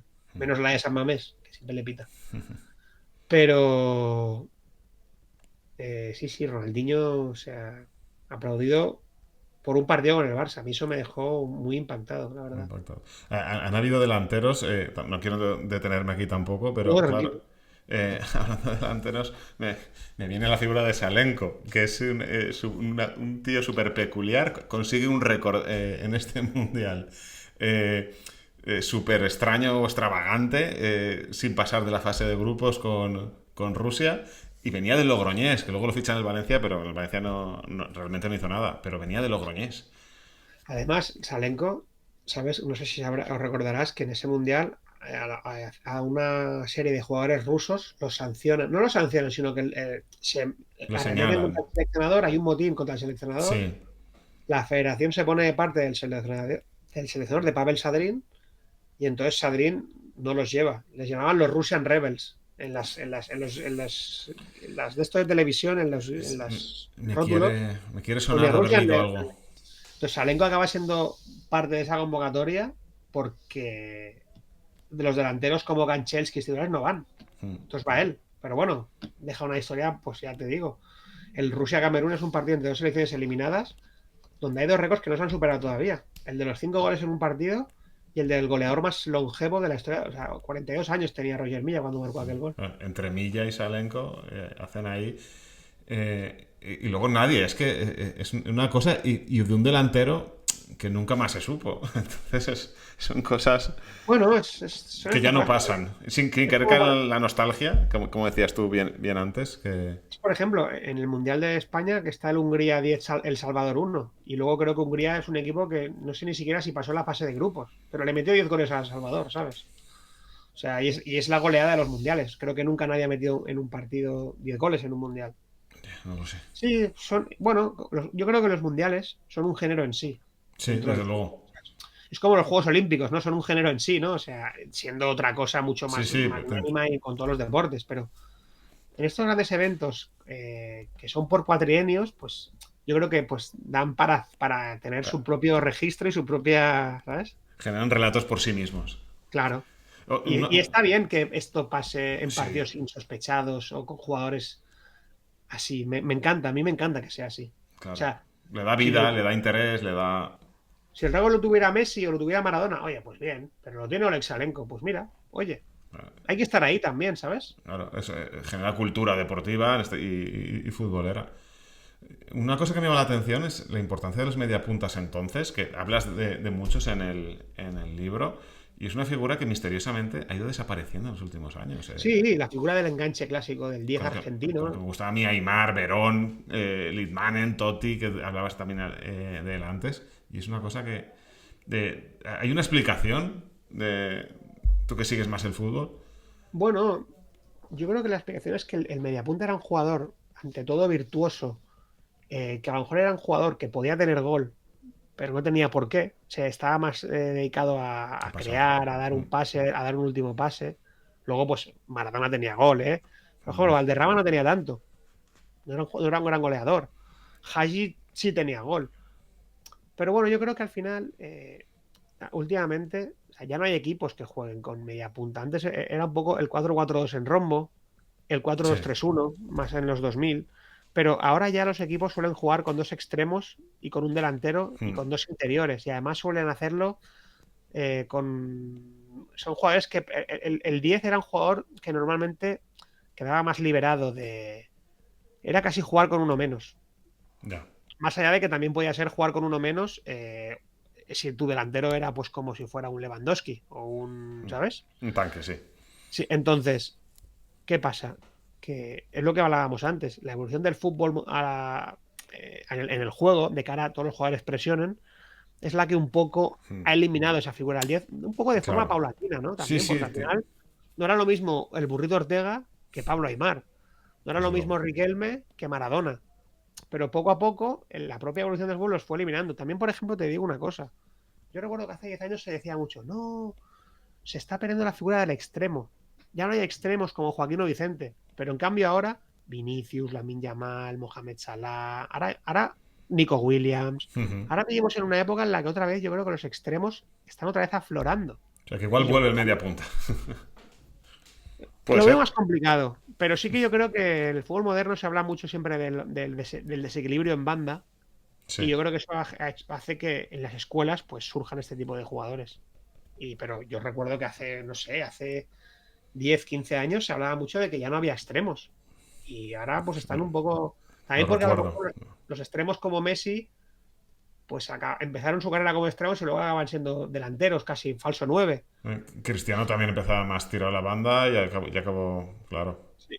Yo también pienso que los buenos tienden a irse al centro. O sea, yo, por ejemplo, pienso que Lamine Yamal acabará jugando en el centro. No sé si de falso 9 si de media punta, no lo sé, pero creo que es un jugador que está llamado a jugar por el centro cuando su carrera avance y tenga pues 22, pues claro, ahora tiene 17, pero cuando tenga 22, 23, no lo sé, pero bueno, Nico Williams quizá no lo veo tanto, lo veo más extremo, pero a Lamine sí que lo veo un jugador que va a acabar centrando su posición.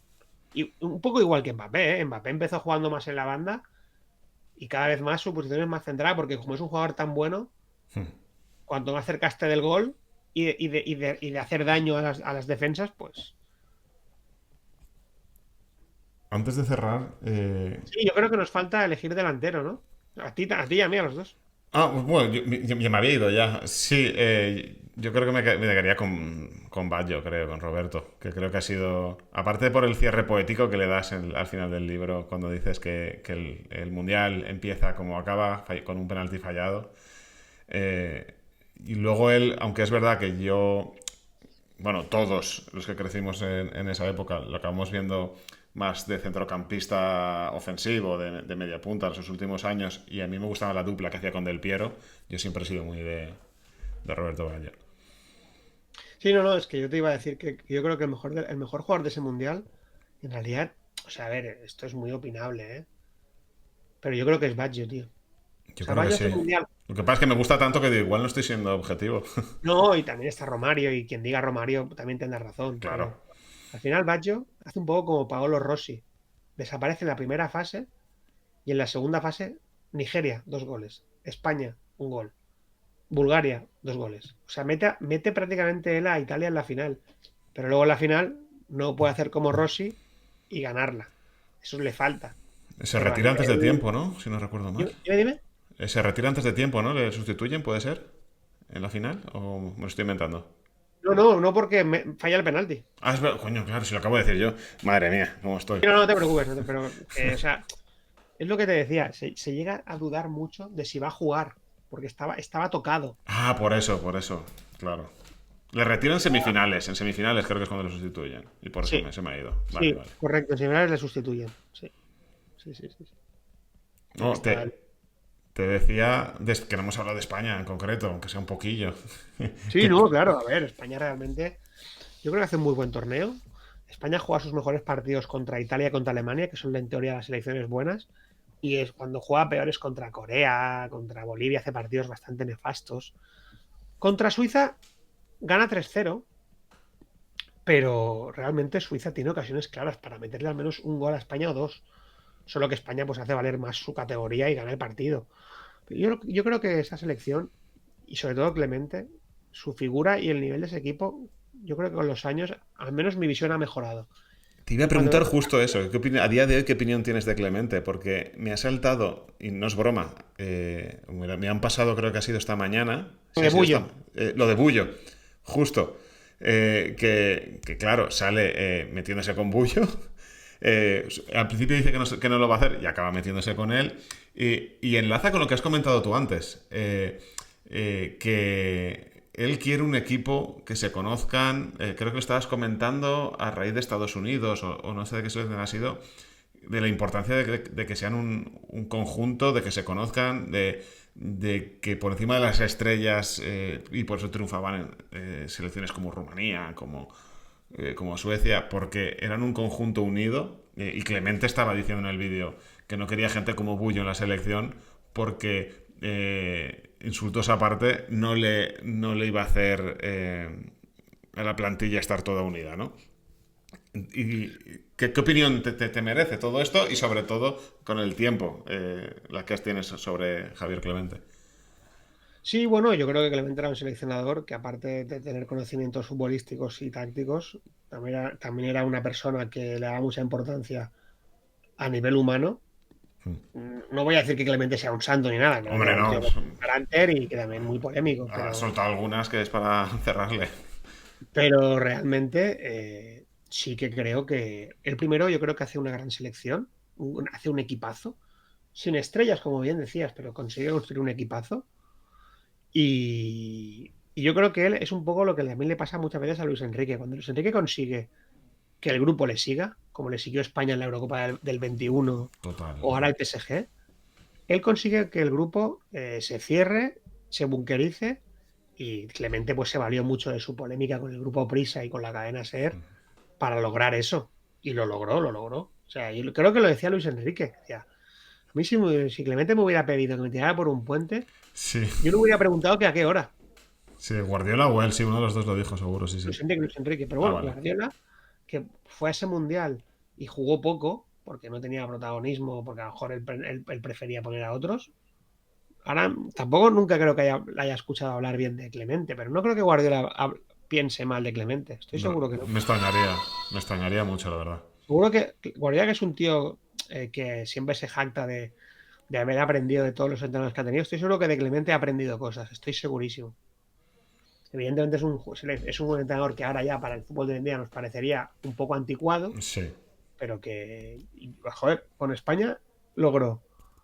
Bueno, hizo como, consiguió que otra vez para España fuera habitual ir a grandes torneos. No olvidemos que España viene, cuando llega Clemente, España no ha ido a la Eurocopa 92 y mete a España en el Mundial, ganándole el grupo a Dinamarca, campeona de Europa, y a Irlanda, de la que hablábamos que es un equipazo. Luego se mete en la Eurocopa del 96 y luego verá que en Francia 98, cuando tiene quizá el equipo con más talento, con Raúl, con Kiko, no consigue. O sea, parece que a él le iba más. O sea, esto me recuerda un poco al Con Cholo, ¿no? Alfonso, A sí. veces dicen al Cholo, siempre dicen un poco que no, el Cholo ahora este verano ha fichado a jugadores más técnicos y luego, pues el Cholo era más Thiago, Gavi, Raúl García, que a lo mejor lo que a veces ha intentado hacer con otros jugadores más talentosos. Pues yo creo que a Clemente le pasó un poco parecido en Francia 98. Llevó a jugadores muy buenos, pero no logró hacer un equipo tan cuajado como el que logró en Estados Unidos. Y bueno, al final esto lo consiguió luego la España de 2010 o la Aragonés del Bosque, Es pero que, es que Luis Aragonés ahí hace una cosa muy parecida también. sí, sí, sí, total, total, Hace claro. esto, es tajante y dice, yo quiero una selección así, así y así. Priorizaron de nuevo el grupo. Muchas veces así es como se consiguen las cosas. Sí, sobre todo me refería a que España no pasa de cuartos con Clemente, ¿cierto? Pero con Italia está realmente muy cerca. Sí, O sea, sí, el partido, sí. ¿cómo es el partido? Y el partido está en un alambre. Yo es el Y único está partido que sacando. recuerdo de ese mundial. Leyendo el libro, me ha venido muy bien digo, ostras, ¿cómo le fue a España previamente al partido contra Italia? Y España o sea, se va al ataque. Es que en un ataque bien trenzado por Italia muy rápido, pues Italia mete el gol. Y yo también creo que en aquella época España, quizá en cuanto a nivel, no estaba lejos de las grandes, pero Faltaba ego. sí se sentía muy lejos. Lo El dice amor Cañizares propio. en un documental, lo dice Cañizares, que dice, es que nosotros veíamos a los alemanes con aquellos chándals, aquellas camisetas, aquellos autobuses, y ya nos parecían que eran gigantes. Y en realidad, pues España contra Alemania sacó un empate y bien merecido. O sea, Y- pero bueno, esos complejos históricos cuesta mucho superarlos. Y España los superó cuando ganó el Mundial. Y ahora, pues España desde entonces es una selección que, si lo paras a pensar, en el siglo XXI, quiere ha ganado 3 Eurocopas. buah. Claro. Y dices, vale, con Villa y Torres y compañía, dices, y Xavi, Iniesta, dices, joder, normal. Pero luego, el último triunfo, no teníamos esos nombres, pero ya has conseguido ese amor propio, ya has conseguido que te teman un poquito y ya le has dado la vuelta al tablero, claro. Sí, pero ojo que también en la última Eurocopa, también te lo decía antes, o sea, al final, con la tontería tenías al mejor medio centro del mundo, que luego fue Balón de Oro, ¿No el y que al le pesa a lateral del algunos? Borussia, eh, la de siempre. Y luego tenías a Carvajal, que seguramente era el mejor lateral del mundo en aquel momento. Desde luego. Más luego un Nico Williams que estaba on fire, un Lamine Yamal que estaba on fire, una apuesta por Fabián que te salió muy bien. Tenías a Pedri y se lesiona y tienes a Dani Olmo. O sea, el de la Fuente realmente hizo una lista muy bien tirada. Y sobre todo también hizo una cosa que creo que es muy importante en una plantilla de un equipo ganador y que ahora es una cosa que también le empieza a ver al Barça y por eso creo que nos va a ir bien. Y es el hecho de que hay, cuando tú tienes o sea, aparte de una plantilla y un equipo con jugadores, es muy bueno tener perfiles, ¿no? Es decir, tú, por ejemplo, ya sabes que en el Barça ahora mismo, Lewandowski, perfecto, ya te sabes, el cambio sabes que va a ser Ferran. Y Ferran te va a dar unos minutitos de mucha calidad, en los que probablemente meta un gol. Sabes que si no está De Jong, tienes a Casado. Y creo que en esa Eurocopa pasó muy parecido, con lo que te decía, ¿no? Desde la Fuente hizo su 11, apostó por Cucurella en vez de por Grimaldo, le salió bien. Luego hizo el medio del campo y Olmo se le quedaba fuera, pero después, por una lesión, que es una desgracia, pudo meter a Olmo y Olmo fue también de los destacados de esa selección. Y luego todo el mundo decía, ostras, es que claro, Lamine Yamal es muy joven. Él se lo llevó, confió en él. Igual que pasó con Aragones y Boyan en la Eurocopa y Boyan no fue, por un tema también de salud Sí, mental del me chaval y tal. acuerdo. Sí, pobrecito. Lamine Yamal fue la parte buena de esa historia. Siendo un niño, va a ese, Lamine Yamal parece que es un tipo que ahora mismo la presión no va con él. Haces la apuesta y el chaval mete un gol en una Eurocopa en unas semifinales que es un gol que da la vuelta al mundo. Sí, es como Entonces, Casillas cuando le llaman. Sí, sí, son este tipo de o cosas sea, que... creo que hay momentos en estos equipos, igual que en Argentina, o sea, al final Argentina cuando gana el Mundial, Lautaro hace un mal Mundial, pero está Julián. Y ahora mismo Julián es un delantero de talla mundial. Yo creo que yo creo que el torneo empieza y Enzo y McAllister no son titulares, pero la derrota contra Arabia, el momento malo contra México, salen ahí y tal, se acaban haciendo. O sea, durante un Mundial o una Eurocopa, los equipos también van encontrando soluciones a medida que el torneo avanza.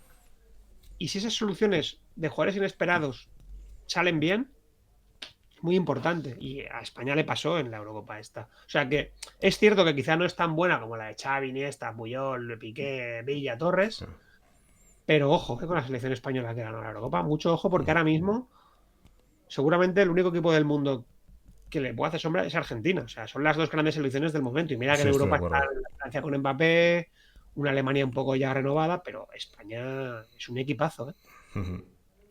Yo leyendo también, por eso te decía lo de Clemente, es porque veo mucha táctica, mucha, sobre todo, más que táctica, estrategia y balón parado, que me da la impresión, no sé si estás de acuerdo, que no sé, no hay tanto balón parado a día de hoy. Preparación. Te refieres en la España de Clemente, que ves mucho balón Sí, parado, ¿eh? sí. Y te refieres que ahora no se ve tanto a día de hoy.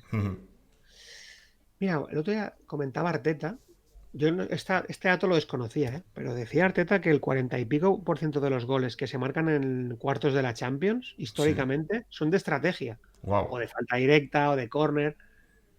Yo creo que en equipos, o sea, en la élite más absoluta, o por ejemplo me acuerdo de la Almería de Unai Emery, que era un Claro, equipo. es que tío, estaba pensando, te lo prometo, estaba pensando, con la excepción de una Emery, que era un tío de pizarra.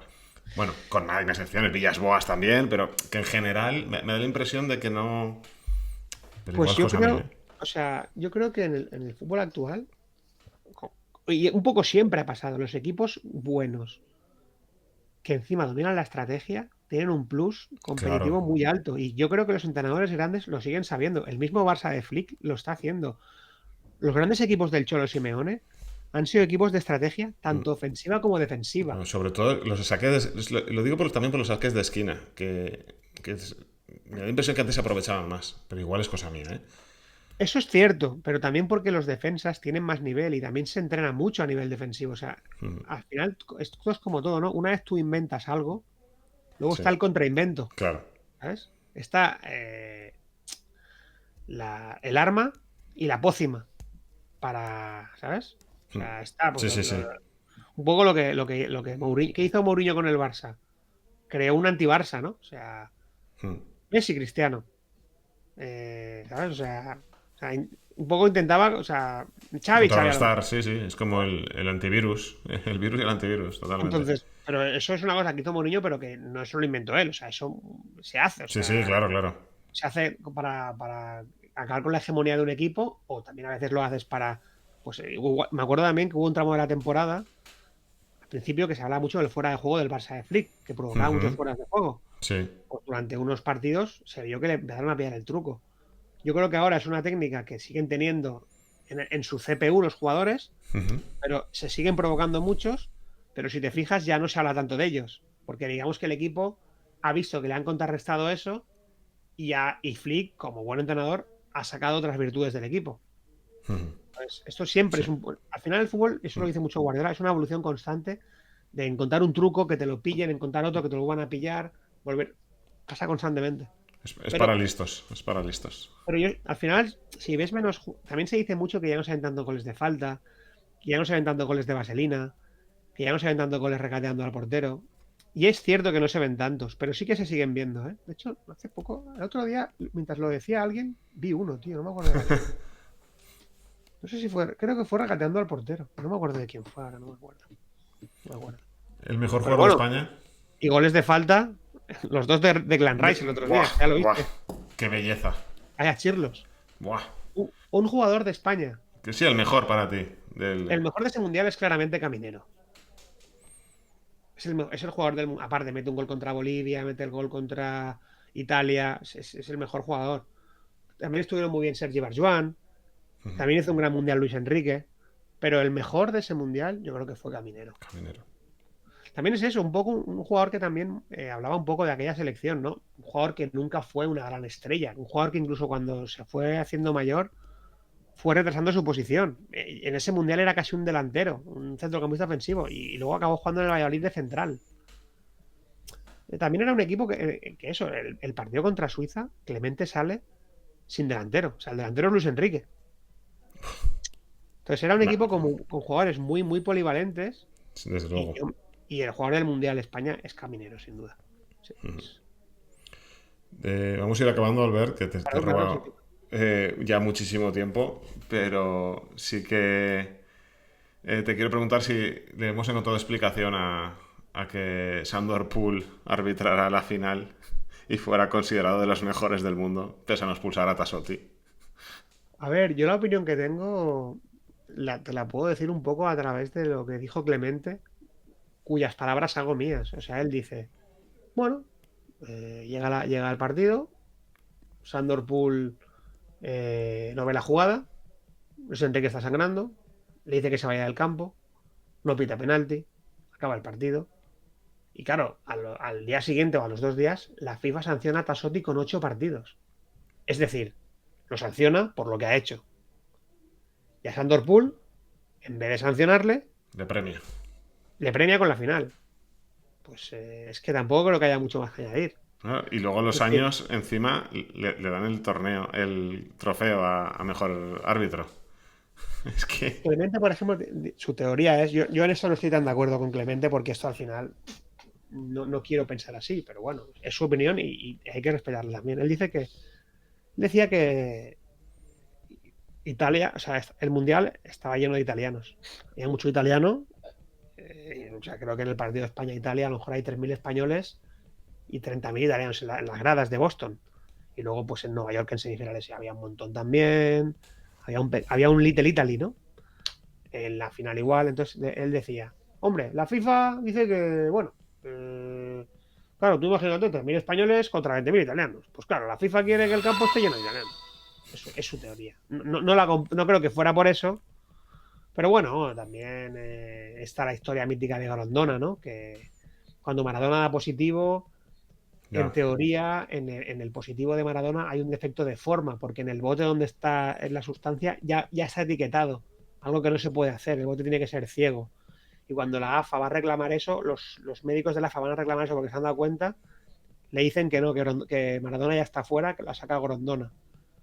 Luego Grondona, sospechosamente, al cabo de un tiempo, lo nombran vicepresidente de la FIFA, tesorero, como dice Signorini sin saber inglés. Signorini tiene clarísimo que a Maradona lo vende Grondona. Y tiene sentido. Porque, ¿y qué pasa? Avalanche era brasileño. También se dice mucho que cuando Argentina empezó a jugar en ese mundial y vieron cómo estaba jugando, que Brasil dijo, ostras, estos van a ser nuestros rivales. Porque el partido de Argentina contra Grecia, Argentina está volando. Sí, En sí. el partido contra Nigeria, Argentina está jugando muy bien. Y Argentina se acaba cuando se va Maradona. Yo creo que era una selección muy buena. Y, Que que sin no, y Maradona, encima es el golpe moral. al final, Maradona no juega la Copa América del 93, en la que Argentina es campeona, en la que hay una mezcla de la Argentina finalista del 90 y en la que se añade Redondo, Simeone, Batistuta. O sea, es un equipazo. Pero claro, yo creo que el hecho de Maradona a nivel emocional es muy importante para ellos. Cuando les quitan a Maradona de esa manera, Claro. eso duele aquí, en el corazón, no en las piernas. Y Anímicamente de eso no te puedes levantar. claro, claro, claro. Pero ya te digo, o sea, historias como esa, empezamos con lo de Sandor Pool, triquiñuelas y tejemanejes siempre hay en la FIFA.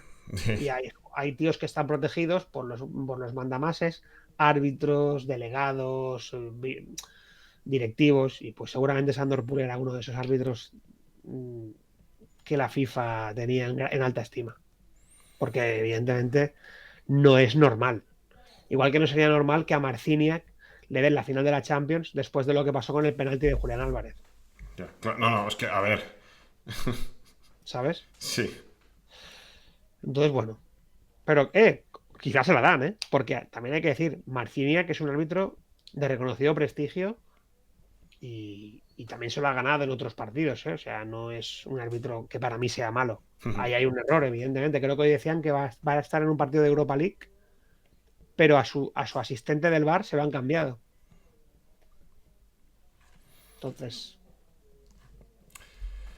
Albert, para acabar, te voy a pedir una cosita solo. ¿Cuál crees que es el mejor y el peor legado que nos deja el mundial del que has escrito este maravilloso libro? el mejor y el peor legado. Es una muy buena pregunta por difícil. Eh, bueno, el peor legado quizás sea un poco ese de que al final, pues lo que decíamos ahora de Maradona o de Sandor Pool, ¿no? Que al final siempre el poder va a estar ahí para decidir por nosotros o por las grandes estrellas y por los protagonistas. Eso sigue sin ser justo, pero sigue siendo así.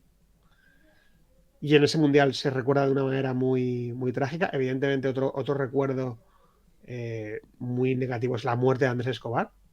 Creo que Desde es luego. otra. No sé si es un legado, pero es algo. Un hecho luctuoso en un mundial es algo pues, muy impactante. Creo que no ha pasado nada, ni siquiera ha aparecido en ningún otro mundial. Más allá de que el mundial del 38 se jugara, del 34, perdón, se jugara en la Italia de Mussolini, o el del 78 se jugara en la Argentina de Videla. Creo que esa muerte fue impactante para todos. Y por suerte eso creo que ha cambiado. Creo, ¿eh? Que ha cambiado. Y el Sí. mejor legado. Bueno, creo que al final es un poco lo que hemos hablado durante todo el capítulo, o sea, durante toda la charla, ¿no? Que al final es un mundial, pues que te mete al fútbol en la modernidad y lo mete en otra era. Y esa bisagra es el mejor legado que le quedará siempre. El Mundial de Estados Unidos volverá a ser el año que viene y se harán comparaciones inevitables, pero creo que como aquel del 94 no habrá otro. Este será diferente, tendrá otras cosas mejores, estará adecuado a los tiempos que corren, pero esa primera vez, eh, ya no mía o de la gente que lo viera, sino esa primera Sí. vez en otro terreno diferente, ¿no? Igual que cuando fue el primer mundial en Japón y Corea, en Asia, en Japón y Corea, cuando fue en África, en Sudáfrica. Creo que ese tipo de cosas quedan. Y eso no sé si te sirve como respuesta, Sí, pero claro, es claro. la... Mira, en el chat están diciendo el peor es que fue el último mundial de Diego, el mejor legado de las camisetas. Mira, gran respuesta que quizá mejor que la mía y no se me había ocurrido. Yo pensaba que le ibas a decir. Bueno, es que sinceramente creo que como camisetas, las del 98 son un poco mejores. O sea, las del 94 son más estrafalarias, más Sí. diferentes, Mm. pero como mejores, creo que las mejores son las de Francia 98. No, pues A mí me puede gustan ser, puede mucho. ser. O sea, Pero ya sin, te digo, sin ser un gran coleccionista ni tenerlas todas en la cabeza, hago así memoria rápida. Sí que es verdad que me parecen más bonitas. por ejemplo, las del 94 tienen más marcas de agua, que también son muy chulas y muy clásicas de esa época y exclusivas, pero las de Francia 98 es como que ya están como en el siguiente nivel ya. Es como que en el 94 hay una bisagra, en el 98 esa modernidad ya se ha instalado más y por eso quizá me gustan más, no lo sé. Pero esas son las que yo... bueno, que es una visión mía nada más. Pero Están, evidentemente las camisetas del 94 también son un gran legado. O sea, al chaval que lo ha puesto en el chat, estoy de acuerdo con él, ¿eh? O sea, 100% de acuerdo con él. Están diciendo, el tipo de tela de los 94 son especiales, ya en el 98 era un tejido más duro. Aprovecho, voy a hacer una mieja de spam. En el canal de YouTube tenéis la otra charla que tuvimos, creo que fue el año pasado, Albert, no sé si fue hace año, año y medio, que vino Sí, Albert y hablamos de su colección de camisetas, entre otras cosas. Si queréis verla, si os queréis con ganas de más, tenéis entre otras yo creo cosas, que la charla con Albert. el otro día me llamó un chaval que está trabajando en Madrid, que antes era vecino mío, y me decía, no, tal, porque sí, ya me fui hace 2 años. Y pensaba, han pasado ya 2 años. Entonces, ya no sé si hablamos hace 6 meses, creo que no tanto, o un año, o dos, no me acuerdo. Sé que fue, yo te podría hace año, año y medio, pero quizás fue hace más. Es que el tiempo pasa Creo muy que no, rápido, creo tío. que fue hace 14 15 meses, más o menos, Ah, diría yo. vale, o sea, entre año, año y medio, vale, Sí, vale. sí, sí, sí. Y ahí, mira, es que están diciendo, sube más camisas al ver, es una delicia verlas por Twitter, te dicen los rombos del 94 son históricos. Sí, yo voy Pues, subiendo, a ver, a veces tampoco me quiero hacer pesado, pero sí, sí, mi colección la voy subiendo siempre a...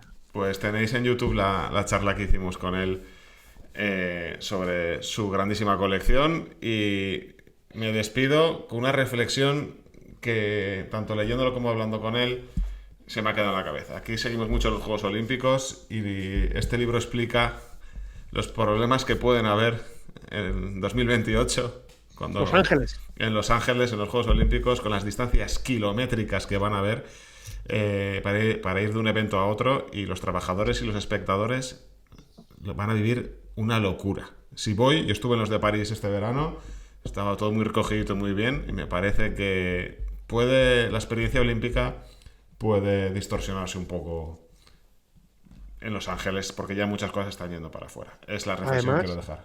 además es eso, que eso ya pasó en el Mundial de Estados Unidos. Algo malo también fueron las grandes distancias. Mucha gente se quejaba de eso. Va a volver a pasar en el 26. Pero es que además, si te fijas, la secuencia de Mundial Juegos Olímpicos en Estados Unidos se va a repetir otra vez. 26-28, igual que 94-96. Sí, sí. Eso también va a Totalmente. volver a pasar. Todo vuelve. Y con esta reflexión te doy las gracias, Albert, por De estas nada a dos ti horas por de tu invitarme. tiempo. Un placer. Y nos seguimos y seguimos hablando. Muy bien, Álvaro. Encantado de estar contigo. Chao. Chao, chao.